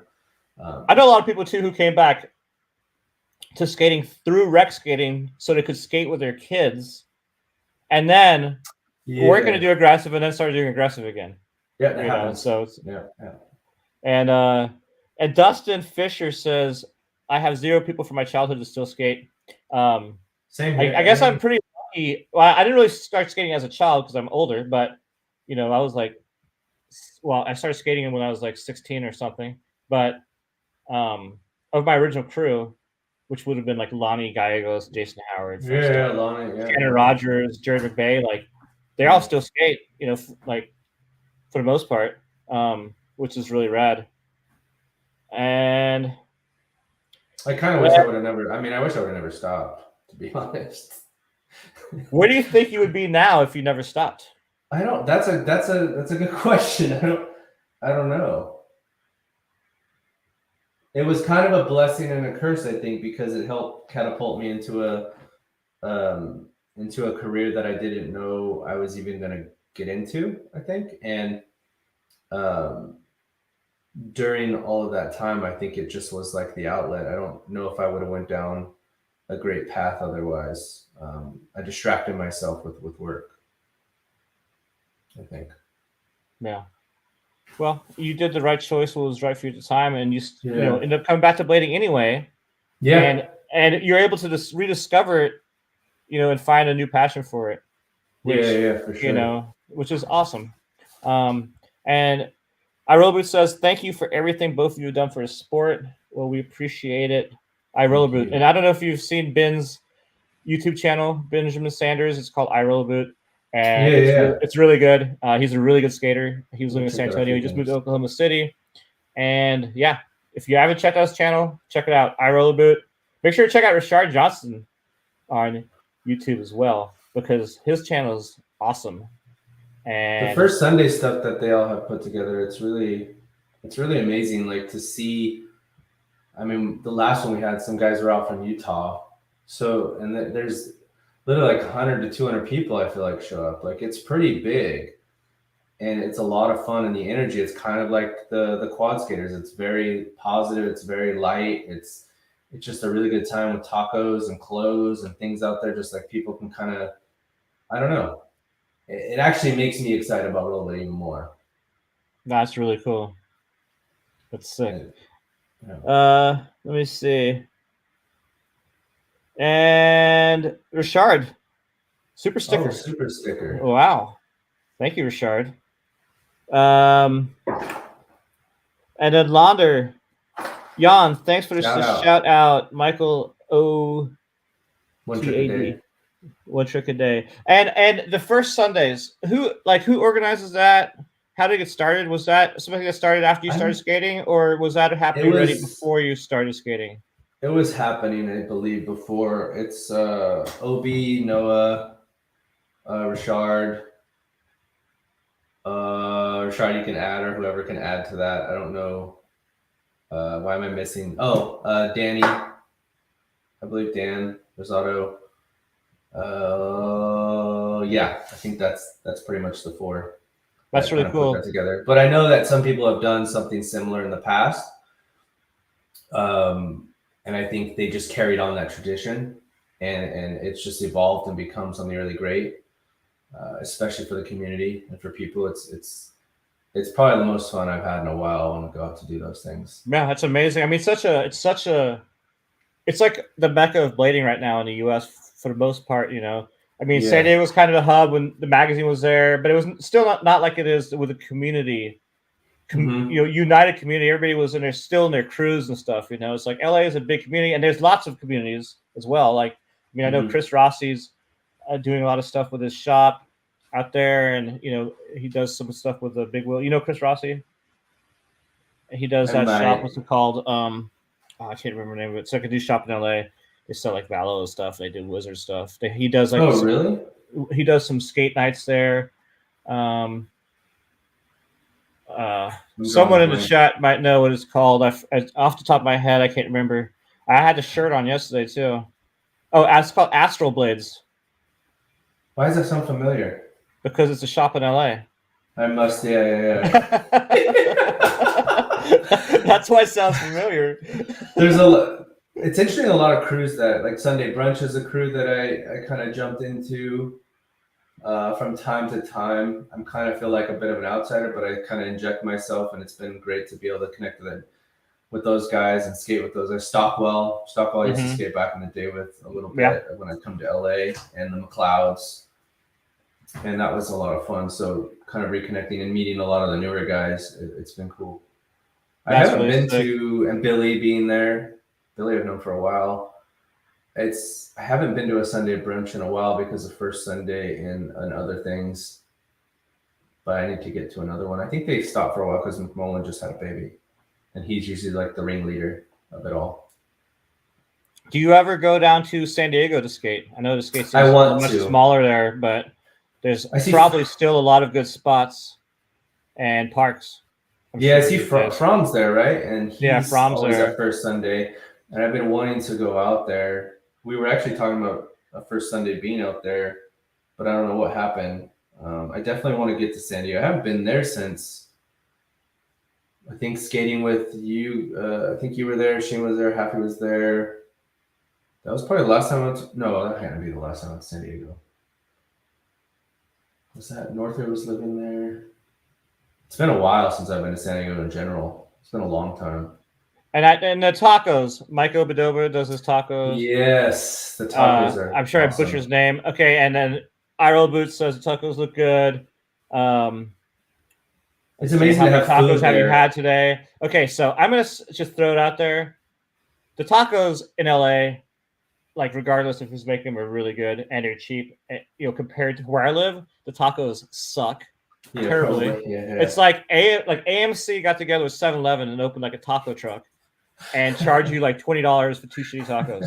That's what it's like living here in New England. Everything's terrible. I did discover a burrito shop about an hour or 40 minutes north of me, right on the Canadian border, that the lady moved there from San Diego, and they have authentic California burritos, San Diego style. And they're just half the size and like twice as much money, but still cheaper than going to San Diego to get them. Looks like tacos are. Oh, go ahead. San Diego, December 4th. What were you saying? I was saying you say tacos are good in LA, but where I live, there's no good Mexican food. No good Mexican food. No. Where I stayed at the hotel for Blading Cup, there was like a taco truck right by my hotel. It was delicious. Oh, really? What did Rachard just say? Damn, 40-minute north. Cali burrito? Where's Cali burrito? Or he's just saying Cali burrito. That was a Cali burrito for me, 40 minutes north. Pouring back in the house. Okay. So also, I know that like Rachard is traveling to go to events and stuff. Like I know he's going to the Frank Morales. No, there's an event. There's an event that I want to let everybody know about because it's in Montreal. They just had it about a month ago. They did really bad marketing for it, but it was an amazing event. It's called Montreal Cup, and it's like a blading cup, but in Montreal. Really cool event. Everyone should go next year. The Montreal blading scene is insane. So many good skaters there. Yeah, I want to go out to. I love when we spent 2 weeks or a week in Montreal. I love Montreal. It's a cool city. And really the skate parks there are skating insane. There. Insane, like so many. Yeah, because that kid Lorik lives there, and then there's like 7 people from France, 7 or so people from France that live there. You know, Rob G's out in Quebec right now. Freddie White's out there. A comp out there. What comp was that? I did compete in that comp. I don't remember what it was called. Sorry, I cut you off. Yeah, I'm not sure. There was a bunch of comps back in the day, but it's a different scene. There's a few. Oh, you know who lives out there? Do you remember Sandro Timoteo? Like yeah. So he lives in Montreal, and he still skates, and he kills it. Like he got like second place at the Montreal Cup in pro, Oh wow. which was super sick. Maybe first place. I don't remember what he got. He got in top 3 there. Him and Dennis Drabby, who's another old school Montreal skater who actually worked at Daily Bread with me in around 2000. But yeah, the scene out there is amazing, and it's 2 hours. It's actually Montreal's the closest city to my house, so that's where I skate. That's where I skate at the most. I'm actually going to spend this coming weekend. I'm going to be in Montreal the whole weekend. So me and my girlfriend are going out there. We're going to do some skating. We're going to do some park skating with some friends. Going to do some trail skating. There's a new shop out there called Boutique Solo. They've got like 112 different skates in stock, so you can try on like any rec skate, urban skate, from rec to aggressive skate, everything. It's aggressive people who open the shop, but they cater to everybody. So, and then they have a huge like night skate there on Fridays, like luminous skate where everybody's got the light up wheels, and it's a really cool scene. I just wish it was like an hour closer, because it's like at that distance where it's like threshold. When you go for a Friday night skate, it starts at 9 and ends at midnight. Do you really want to drive 2.5 or 2 hours back? You know, at night crossing the border and stuff, like, you know, half the border spots don't even open at that late at night. I remember we spent 2 hours or more at the border on RFCC. I think it was RFCC tour, Valo RFCC something. We got stuck there for quite some time. Stefan says, "What park? I'll show up." Lataz Skate Park. There's actually a cash for skate contest happening December 4th or the first week of December in Montreal. Stefan, so you can go check that out. Man, I gotta make a trip out there. This park looks sick. What's it called? The one you're talking about, Lataz? Yeah, Lataz is sick, dude. It's 2 stories.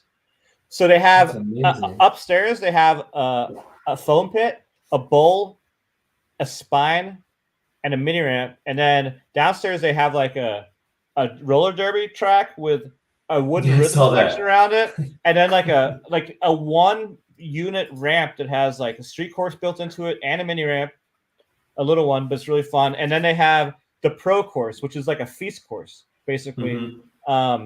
Massive skate park, and then it's got like resi pits and stuff in there, and it's huge. And in the winter, because obviously it gets really cold in this area, the bladers in the shop, they rent it out like once or twice a month for blade only sessions from like 8 to midnight. So you have like 70-80 people skating there, and it's really cool. It's really fun. And if anybody wants to go to Montreal, make sure to hit me up, because you can come to Vermont and visit, do some skiing. Do you ski at all growing up in like Sacramento area? No, I felt like it was when I went to Sac at 19. I felt like it was kind of an expensive sport. Yeah, definitely. Snowboard and all that. I snowboarded for maybe a couple of years, but I got a bunch of old gear from a bunch of friends that I was able to go up. And then I had friends that work for different company or different ski resorts, so I get free tickets or things like that. And I did it for probably 2 seasons.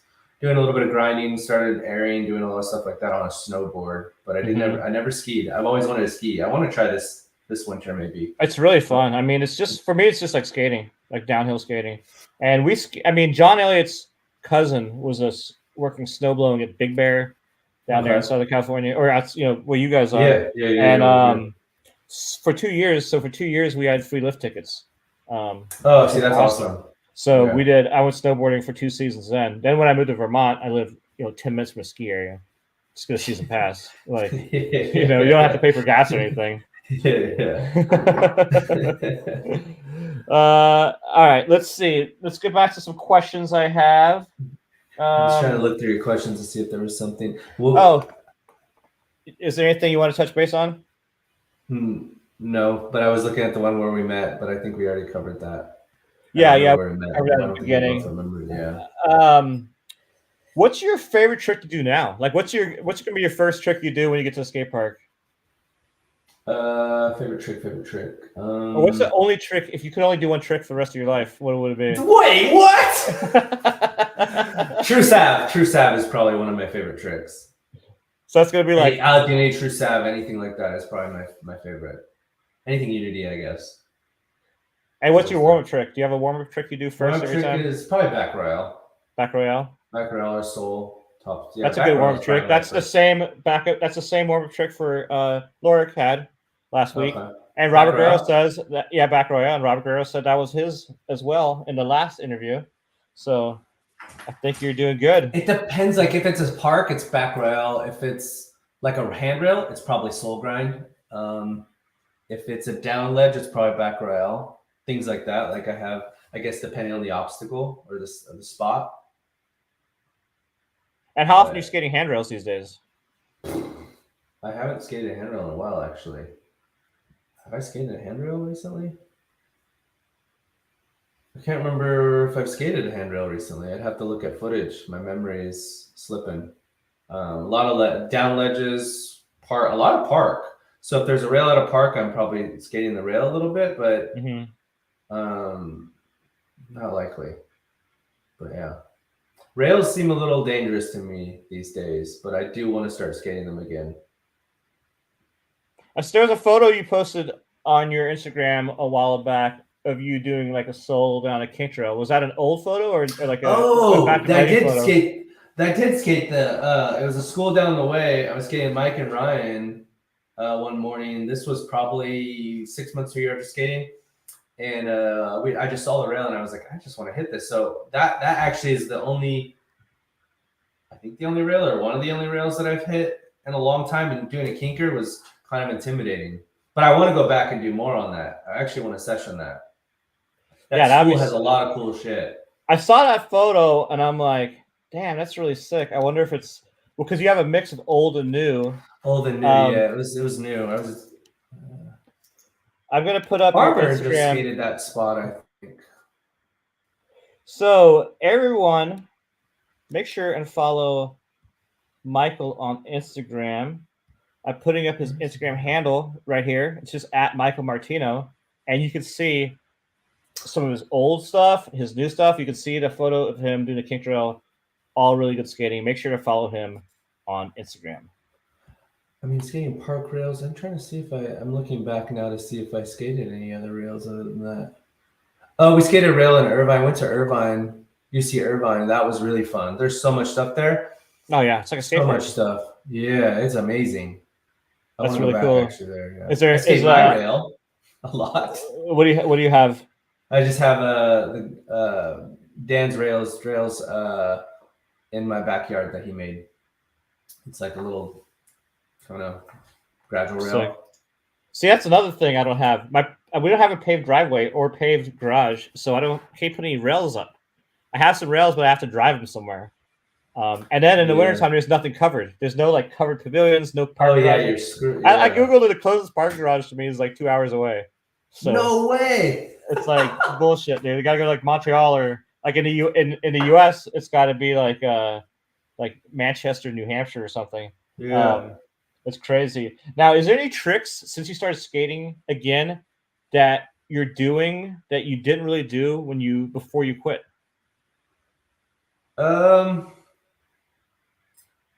True top porn is one that I do now a lot, and true top acid I kind of did, but I didn't do a lot of it. Those are kind of the unities, I guess. Forward unities. I never really did forward unities. I was never a big regular unity fan, except years ago I did. But I'd say those are the true top. True fish too is something that I never really did. I did a lot of true top solos, things like that, but never really got into true fish or true top porn stuff. Yeah. Those are cool tricks to kind of start doing now. Yeah. That's like pretty, those are pretty cool. Yeah. True fish is dangerous. True fish is very dangerous. This is funny. Robert asks, "What is a salve?" For true Savannah. And then Robert says, "People are naming tricks after landscapes nowadays." What do you mean? Oh man, that's hilarious. I don't know if you're familiar with Frank Stoner, but he's like this. He has like a PhD in or a master's in linguistics and another one in rhetorics, and he's like done a bunch of articles on naming tricks, like in BMag and like One. And I haven't seen that. And talking to him about trick naming and stuff, like is pretty funny because you have a whole like I don't like for me I don't really care what people call tricks, but some Yeah, I people don't really really care care either. about if it's like alley unity or truth or set whatever like they get like heated. For me it's like Why? Really? I I haven't don't ran know. into anybody like that. Oh, I that's do know you haven't like been on true. you haven't been on you haven't been you obviously don't have Facebook. Have you No, not I been don't on use the Facebook. yeah, you don't No, haven't been on like rollerblading where it's just like trick name, no. naming discussions for 40 pages. I don't think it's that serious. I don't think it's that serious to get that anal about it. I do know, like with our current culture, true top porn or using the word porn and things like that seem to be sensitive now. But Yeah, they call it like star I like grind, Blake which Cup. I think, Yeah, I mean, I think it's kind of personally, I don't think porn star is a bad word. I I don't mean, there's either. a lot of bad words. There's a lot of words that I understand that people have used that shouldn't be used, Yeah, but that's like, and it's whatever. I mean, like I said, I don't really care what people call stuff, so it doesn't matter. yeah. But I don't think but I'll ever adopt any new names though. I'm it's pretty you stuck know in. I'm and then we had a discussion on with Frank on trick naming as well, like how a lot of tricks were named back in the early '90s, Mhm. late '90s, after skateboard tricks, and Yeah, like yeah, doing stuff switch, and then you had like Dave Payne who would make VG sections the unnatural section instead of using like a skateboard trick, he would call it unnatural, yeah, and yeah. going away from labeling tricks like 50-50, just calling it a front side or whatever, even though there's front side 50-50, but whatever, like. For And sure, for I sure. thought that was interesting. Let me see, catch up with the feed. For sure, I got true fish on lock down El Toro first try in Stefan Penny's says face. there's a bike park only called Joyride. I know Joyride has sessions in Toronto quite a bit with the blade scene there, especially in the winter. I want to go to Toronto this winter. Sean Michelson, I know you said you were going to get a Pro Valo. If you could rewrite history and get a Pro Skate from any of your previous sponsors, what would it look like? That's a good question. It'd be very earth tone. I mean, as everybody knows, I tend to have a lot of camo shit, so I don't know. I did recently try to design a skate just for fun, just as like a concept, but Valo back then it probably would have had some sort of olive green or some sort of green involved. Um, yeah, Is that the next project with your crew? A skate brand? no, I think there's. It's very interesting actually because I did hit Matthias up like when I just started skating because I just wanted to build like a case study and design something and put a skate together. And Uh-huh. I was just hearing about all these products coming out and things and looking at the addressable market and skating as a whole. I think we tend to saturate. Everybody kind of goes where everybody's creating, I think. And we have a lot of brands and companies out as far as skates. And I think it's too many. And it really hurts us in the long run, I think, as far as how small our industry is. I still am baffled why rollerblading can't get to the level of say skateboarding or other potential sports to where people can actually. I know even skateboarding is kind of hard these days, but we don't seem to grow really. Well, I think it's the piggybacking on other disciplines is what's going to help us, especially Yeah. what's been happening in the past several years is like with World Skate. It used to be like you had these extreme contests, you had like bikes, boards, and blades, right? But now it's just blades, but all the different disciplines, and I think that's a great way to grow the sport because you bring all the blades together. They can market together, they can invest together, and they can grow together. All the different disciplines of inline skating all kind of hate each other or weren't even aware of each other for such a long time. So The that's beauty, my thought on it. what I love about now is you don't have the hate from skateboarders. There's a lot of inclusiveness. I feel like in the different industries. I remember just growing up in Visalia, a lot of skateboarders just did not like rollerbladers. There were always some sort Yeah, of I mean, they're in their fight 60s now. or Those guys are in their 60s now. yeah, And they're still yeah. bitter. They're just a home bitter. I mean, we never have issues with skateboarders, but there's one park. I do this event in Vermont every summer, this camping skating thing, and there's one park that they fucking hate us because we wax everything, and they literally spend the entire year pissed off about the next year that we're going to come there. Interesting.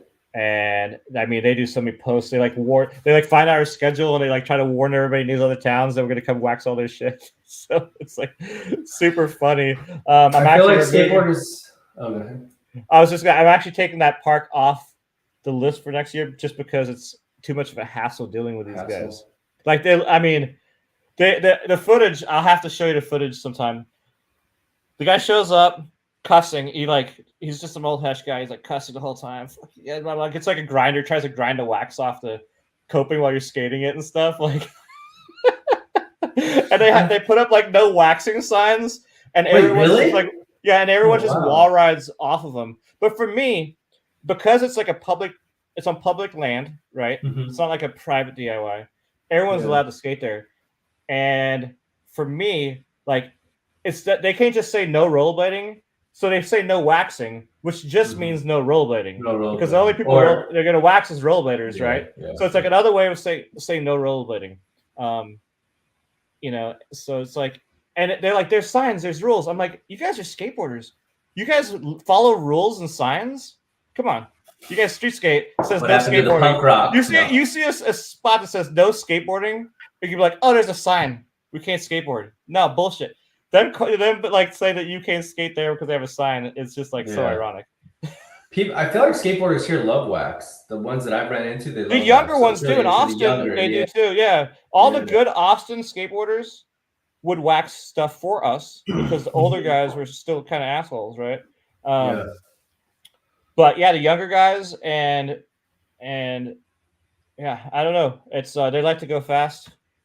But it's still funny. Like at that park we skated on Saturday, North Adams. When we got there was no skateboarders there, and when we left there was like 30 skateboarders. And the first thing I heard a skateboarder say once we were leaving is, "Everything's so slippery." Because this is one kid that we skate with that waxes like everything, and like a lot. Like he waxes even stuff you're probably not even skating. He's probably waxing. Oh yeah, for sure. And now you had mentioned earlier like that you definitely well, let me just ask this: with the evolution of skating, since how it's changed from when you quit until it is now, with a little bit more tech stuff, and like, is there stuff you like about that, or are you someone who misses how skating was? I love the different avenues that are out there now. I think it would have been nice to have that back in the day. I don't know if it would have been received the same way. I think you obviously have to have evolution and change happening to where there's that acceptance. I think it's a lot more accepted now, but you're always going to have people that are going to be nostalgic and want that. I do think it's important to still have hammers, to still have whatever that means, whether that's big, small. I mean, it could be a hammer, could just be a very technical trick, but I like still seeing the stunt blading. I love seeing stunt blading, but I also love seeing like wizard blading. They have completely opposite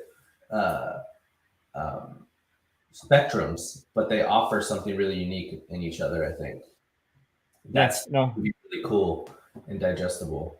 Yeah, I think it's really fun. It's just I like to, looking back, like when I started doing like the long distance skating in 2016, maybe in 2015.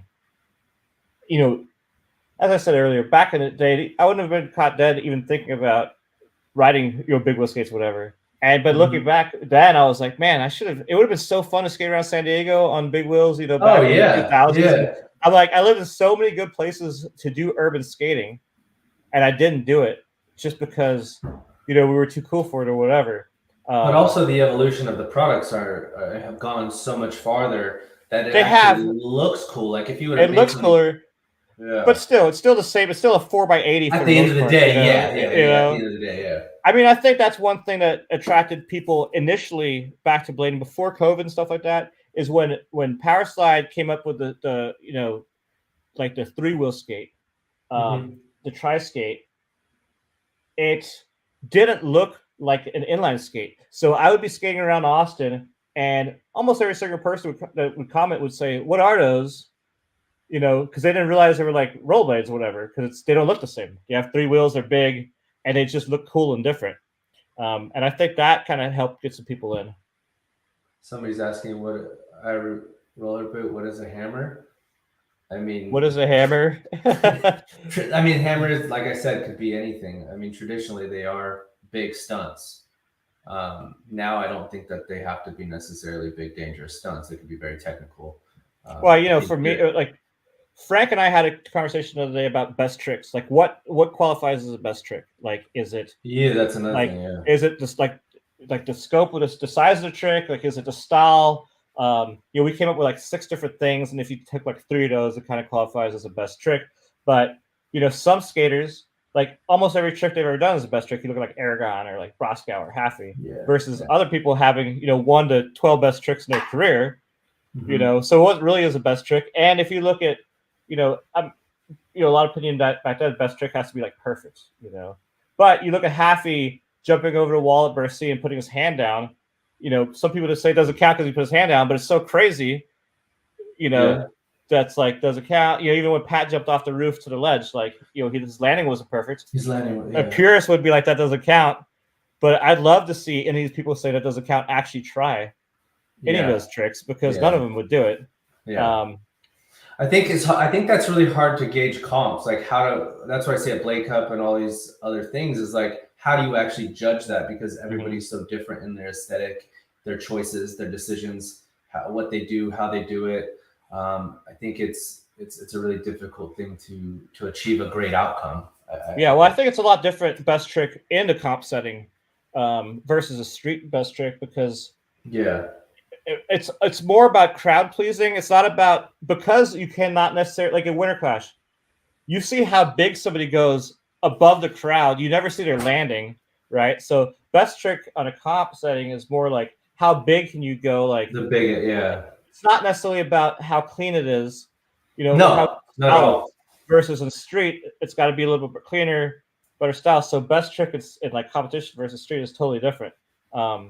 I love the rawness of something not being perfect, though. I used to kind of have that desire for that perfect, but that rawness and that imperfection that really makes the trick what it is, right? Like, yeah, no, for sure.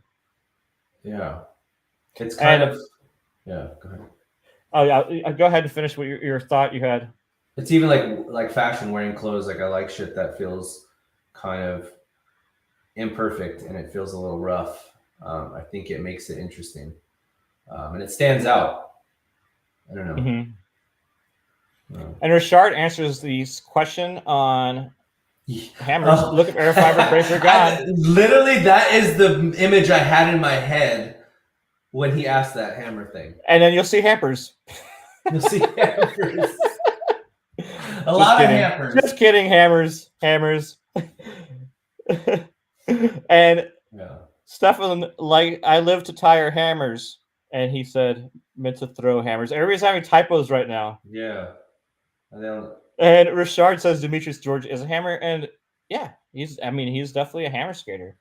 I mean, it's exciting. Have you ever seen him? Does Demetrious do any skating that's not hammers? Like, does he do chill skating? Because I've obviously all you see of him is hammers, or at least that's all I've seen of him. I haven't really seen warming up, and there's hitting different spots or skate parks. Sorry, I just haven't seen him do it in video or whatever. Yeah, I have just kind of like, I assume if he skates with you guys probably do some park and stuff. But looking at the footage of him, I just assume he's like, I'm just gonna go do big shit like every single day. It's that business blading from back in the day. The business blading. Yeah. Go to a spot to do something, you already like mapping it out what you're gonna do. That was kind of the way of skating for a long time. Yeah, that's for sure. And Dustin Fisher says, I see rollerblading now more as an art as opposed to the 90s, early 2000s. Everyone's hammering everything. I do agree. There's a lot more artisticness to skating, and I think that's a part of the cross disciplines. I was gonna say it was like the hammer skating period. Like, was it fun for you, or was it stressful in a way? Like the competitive nature of like who's going to be the best on the streets. I think that was a little intimidating and scary, but I think it also pushed you like way beyond your ability of what you thought you could do. I think don't know if I've done hammers to the extent of a lot of people, but or big tricks or big stunts, but I've done some that I look back on like, holy fuck. And if rollerblading wasn't pushing to that direction or that place, I don't know if I would have even discovered that ability or that, accomplishment in a sense. I think it really challenges you. I don't know if it should saturate the space, but it definitely takes you far out of your comfort zone. No. And you feel like you have to do it because in order to kind of keep leveling up, you got to keep up. Mm-hmm. That necessarily isn't, I wouldn't say it's the right way or the way that it should be, but there are people that have kind of stayed in their own space and done their own thing for quite some time. But when I had Connor on the show, he said the level of business blading we were doing, around that era, and with who his like peers were, who were all really good, and they were always like trying to outdo each other. He said it was like, at some point that type of skating just took the fun out of skating for him. It's like it's not, you're not going out to skate necessarily for fun. You're going out either just for filming or like to one up, Ian or Jeff or somebody, and it just like kind of got overwhelming, and it's one of the reasons he kind of stepped aside from it. I never had that competitive nature. I always only competed with myself on what I felt I should do. I never really, even being around people, I didn't really look at it like, oh, I need to one up or do something, bigger. It was like, what can I do that I want to do that is going to challenge me and what I want to achieve, I guess. I don't know. Mm-hmm. Yeah. But there were influences, obviously, as far as like scale or obstacle. You start to look bigger and see bigger things. But yeah, I always did what felt right for me skating wise, I guess. We're coming up on the 2-hour mark. And I'm almost out of questions. So I want to reach out to the group chat or the live chat. If anyone has any questions for Michael before we say goodnight, go ahead and start posting those in the live chat, and we will answer them if anybody has any, And I want to thank. Oh, go ahead. No. I was just going to say I want to thank everybody for joining us tonight in the live chat and contributing in the discussion. And anyone who's watching this later on, thank you again as well. And anyone listening to the podcast version, which I'm not sure how many people do because I don't actually follow how many people watch the podcast. But thank you all so much. I will echo that as well. But I did want to bring up, I feel like skating being back is missing some of the people that were, you had these like icons, these people like Latimer, Feinberg, so on and so on, to where it was almost like a professional basketball player. So I don't feel like I see that anymore in the sport in the younger generation. I might just be far removed, but I just don't feel like I see that same like gravitation towards something. Maybe Bellino, as far as younger, Bellino is younger. Well, in my opinion, still have it. I have opinion on stuff like that with Feinberg and like Shima and a lot of pros back in that day.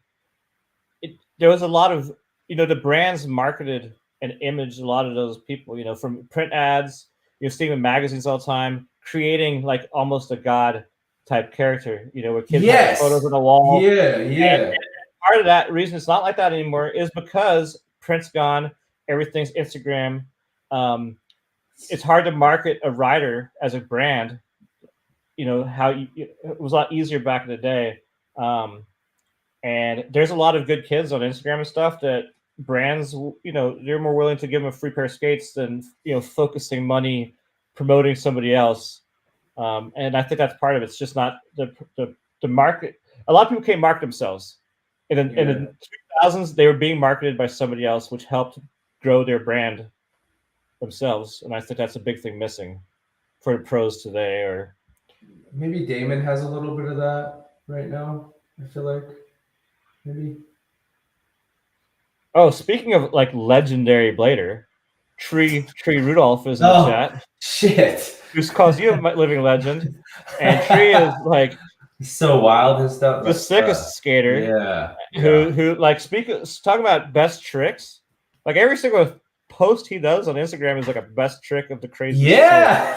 Like it's amazing. It's amazing. And Tree asks if that's a Sagona hat. and it is. Yes. This is one We of went them. over So there's that. 2 colorways. Yeah. Oh, there's actually gonna be 3 hats. There's a 5-panel and then 2 of these different colors. That's really cool. Which I think Dom and Rachard have posted, and I maybe reposted it, asking which colors we should roll with. I saw that post, and Yeah. I answered that post. I Which don't one remember was the your colors, but I favorite? think I don't remember which one I picked, but I liked all of them. So it was kind of a hard decision. Yeah, it's really hard. This is my favorite right here. We're one of the favorite colors.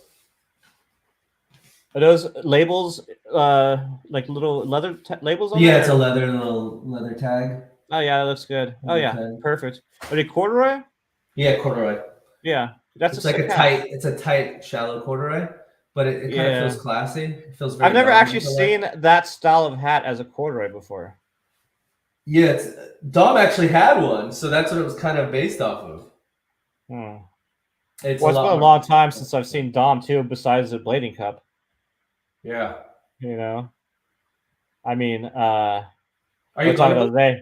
A Blading Cup November? No, No. I only was able to go to the other one because I had frequent flyer miles. But okay. You know, too broke to travel for skating unless it's like close by. Maybe next year sometime. Rob asked if I'm skating shadows right at the very moment. No, I'm skating sways. I kind of shifted to sways, one to support Farmer in those skates, but also Dom skate is coming, so I kind of wanted to get used to him to skate Dom skate as well. So, but I'm also waiting for some shadows to come in because all mine kind of got beat to hell, so they were like floppy, very floppy. What's Dom getting, a sway or Aeon? Sway. Okay. Sick. Well, that's good for you. Yeah, that's why I started. Well, it's actually interesting this way. Other than them moving the frame back, I think it's a really solid skate. It's a really solid skate. Dustin, I'm not sure where Dustin Fisher lives, but his comeback story. I didn't even know there was a skating community until I went to the park and there were skaters there, and then I just opened my eyes and was like, "Damn, people are still doing this." Well, that's an awesome park day to go to. Yeah. And then Robert asked what you were wearing, and then he asked what I'm putting on my feet right now. Yeah, so I still I'm skating in the Icon AG20s with the Wish frames for the most part, and then I'm also dabbling around with the Rollerblade Sean Keen blank skates. I wanted to try those. They're pretty nice. They're a little, like, sizing wise, I hear they're true to size, but I feel like they might be a little small on my foot. We usually wear 10.5, and I feel like they fit more like a 10. But I'm hoping I just break them in. They might need to be broken in a few more times because I've only skated them like 3 times so far. Rob asked if they're they're really feeling them similar to the old Throne feel. Yeah, I feel like it is. Like something about it does feel that way. It feels like the old Throne, minus that frame shift. I tend to stick forward. I guess that's why people ride bigger frames on them. But I feel like they have a Throne. I mean, I feel like all skates though, they don't feel as solid as they used to. The plastic or the materials or parts, they kind of fall off. I had a problem with that with quite a bit of skates, where things break and snapping. Buckles on my shadows snap constantly. Really? Yeah, I never had problems with the new shadows. The only shadows I ever skated was the very first Dust Limer shadows. Okay, never skated those. And I skated those. I skated those in 2012 when I moved to Austin. Somebody actually, I didn't have any skates. I posted online like I needed some. Somebody sent me a brand new pair of those skates, and I skated them. I liked them quite a bit. I skated them for a while. They're probably the most comfortable skates out there. I think with the new snowboard boot, it's a little bit narrow for my foot, but they're probably the most comfortable skates to ever skate in the world. I think as far as any skate I've ever skated, they're just the most comfortable. Sick, maybe that's because I got older. I just want comfort more than anything. I can't just stuff my foot in a skate and deal with it being numb. I've actually got a set of the Chris Farmer sways here. I just don't have any frames to put on them. So, really? Yeah, I'm gonna need to get some frames, and then I'm gonna set them up. Large frames? I was thinking about what's that? Large frames? Yeah. I was thinking about maybe getting some some maybe getting his Create frame to go with it, so it's a complete farmer setup. I've never skated Create frames, but Hakeem and Brian Lewis are over here in Boston, and I've been talking to them quite a bit. So it'd be cool to get those on there. I Rollerboot asks, what part of skating is the biggest pain in the ass? Wait, what part of skating is the biggest pain in what part of skating is the biggest pain in the ass? I don't. Or is it not a pain in the ass? It's not a pain in the ass at all. I mean, the only, I guess, injury is a pain in the ass. Falling without your crash pads? That too. But I don't really feel like it's a pain in the ass at all. It definitely brings me back to being young. I feel like it keeps us really young and grounded. I don't know. That the meditativeness of it has been nice, especially in a world where I've just constantly been working.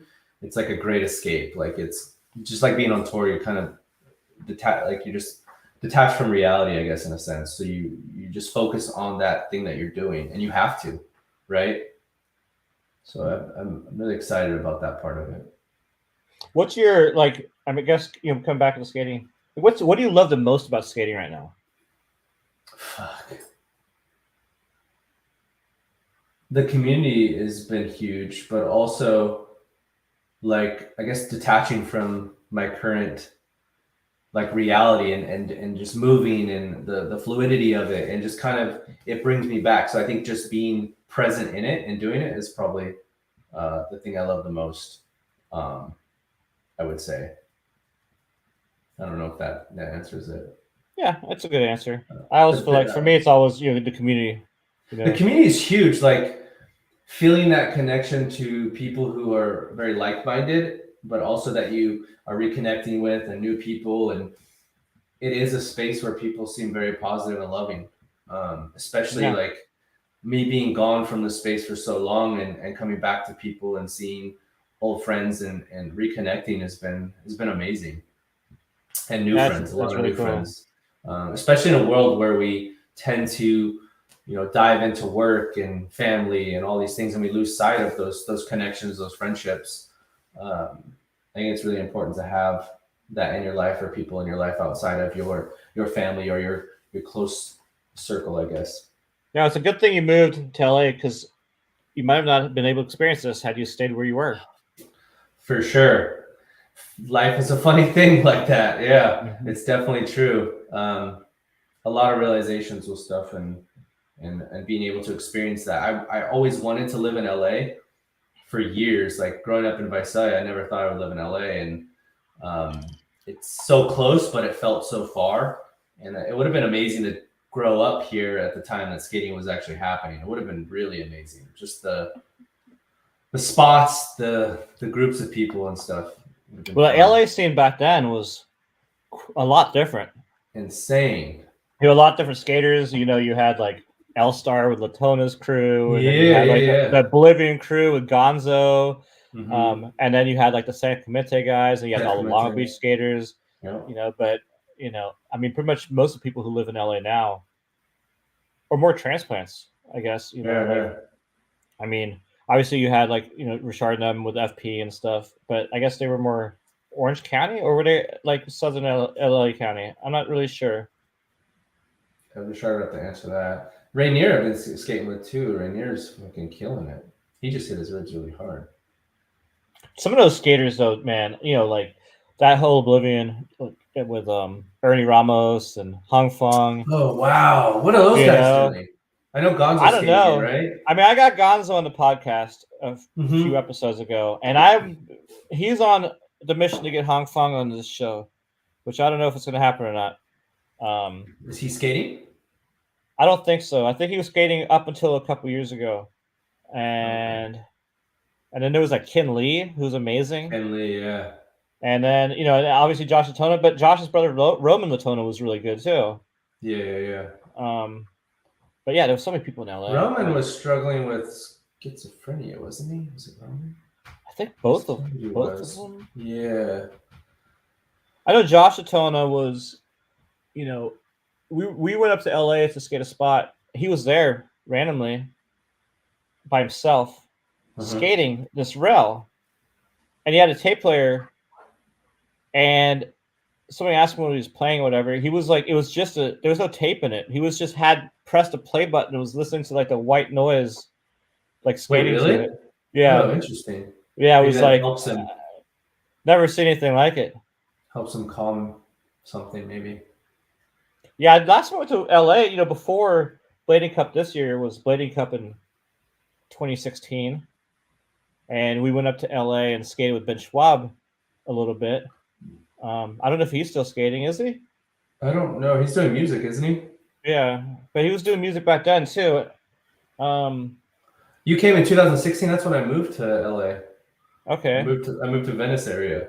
That's where I first moved. I wasn't even thinking about skating. I don't think. Yeah, never came into my head. Yeah, I was the only 2 times I've been since I left California. We spent a lot of time in LA back when Drew Backrack was, had the art galleries and stuff there. Yeah. In the 2000s. I see him at Sunday brunch. Yeah, I've seen he's skating, and that's really cool. Yeah, and Drew's always an awesome dude. I need to get Drew on the show. Definitely have a lot to talk to him about. So, well, I think that pretty much wraps up this interview. Is there anything that you want to throw out there, talk about, or no? Just thank you. We're good. Glad to be in the skating world again and hanging with everybody. And yeah. Well, that's awesome. I'm really stoked that you came on this show. And it's Rachard Johnson, Latona on drugs.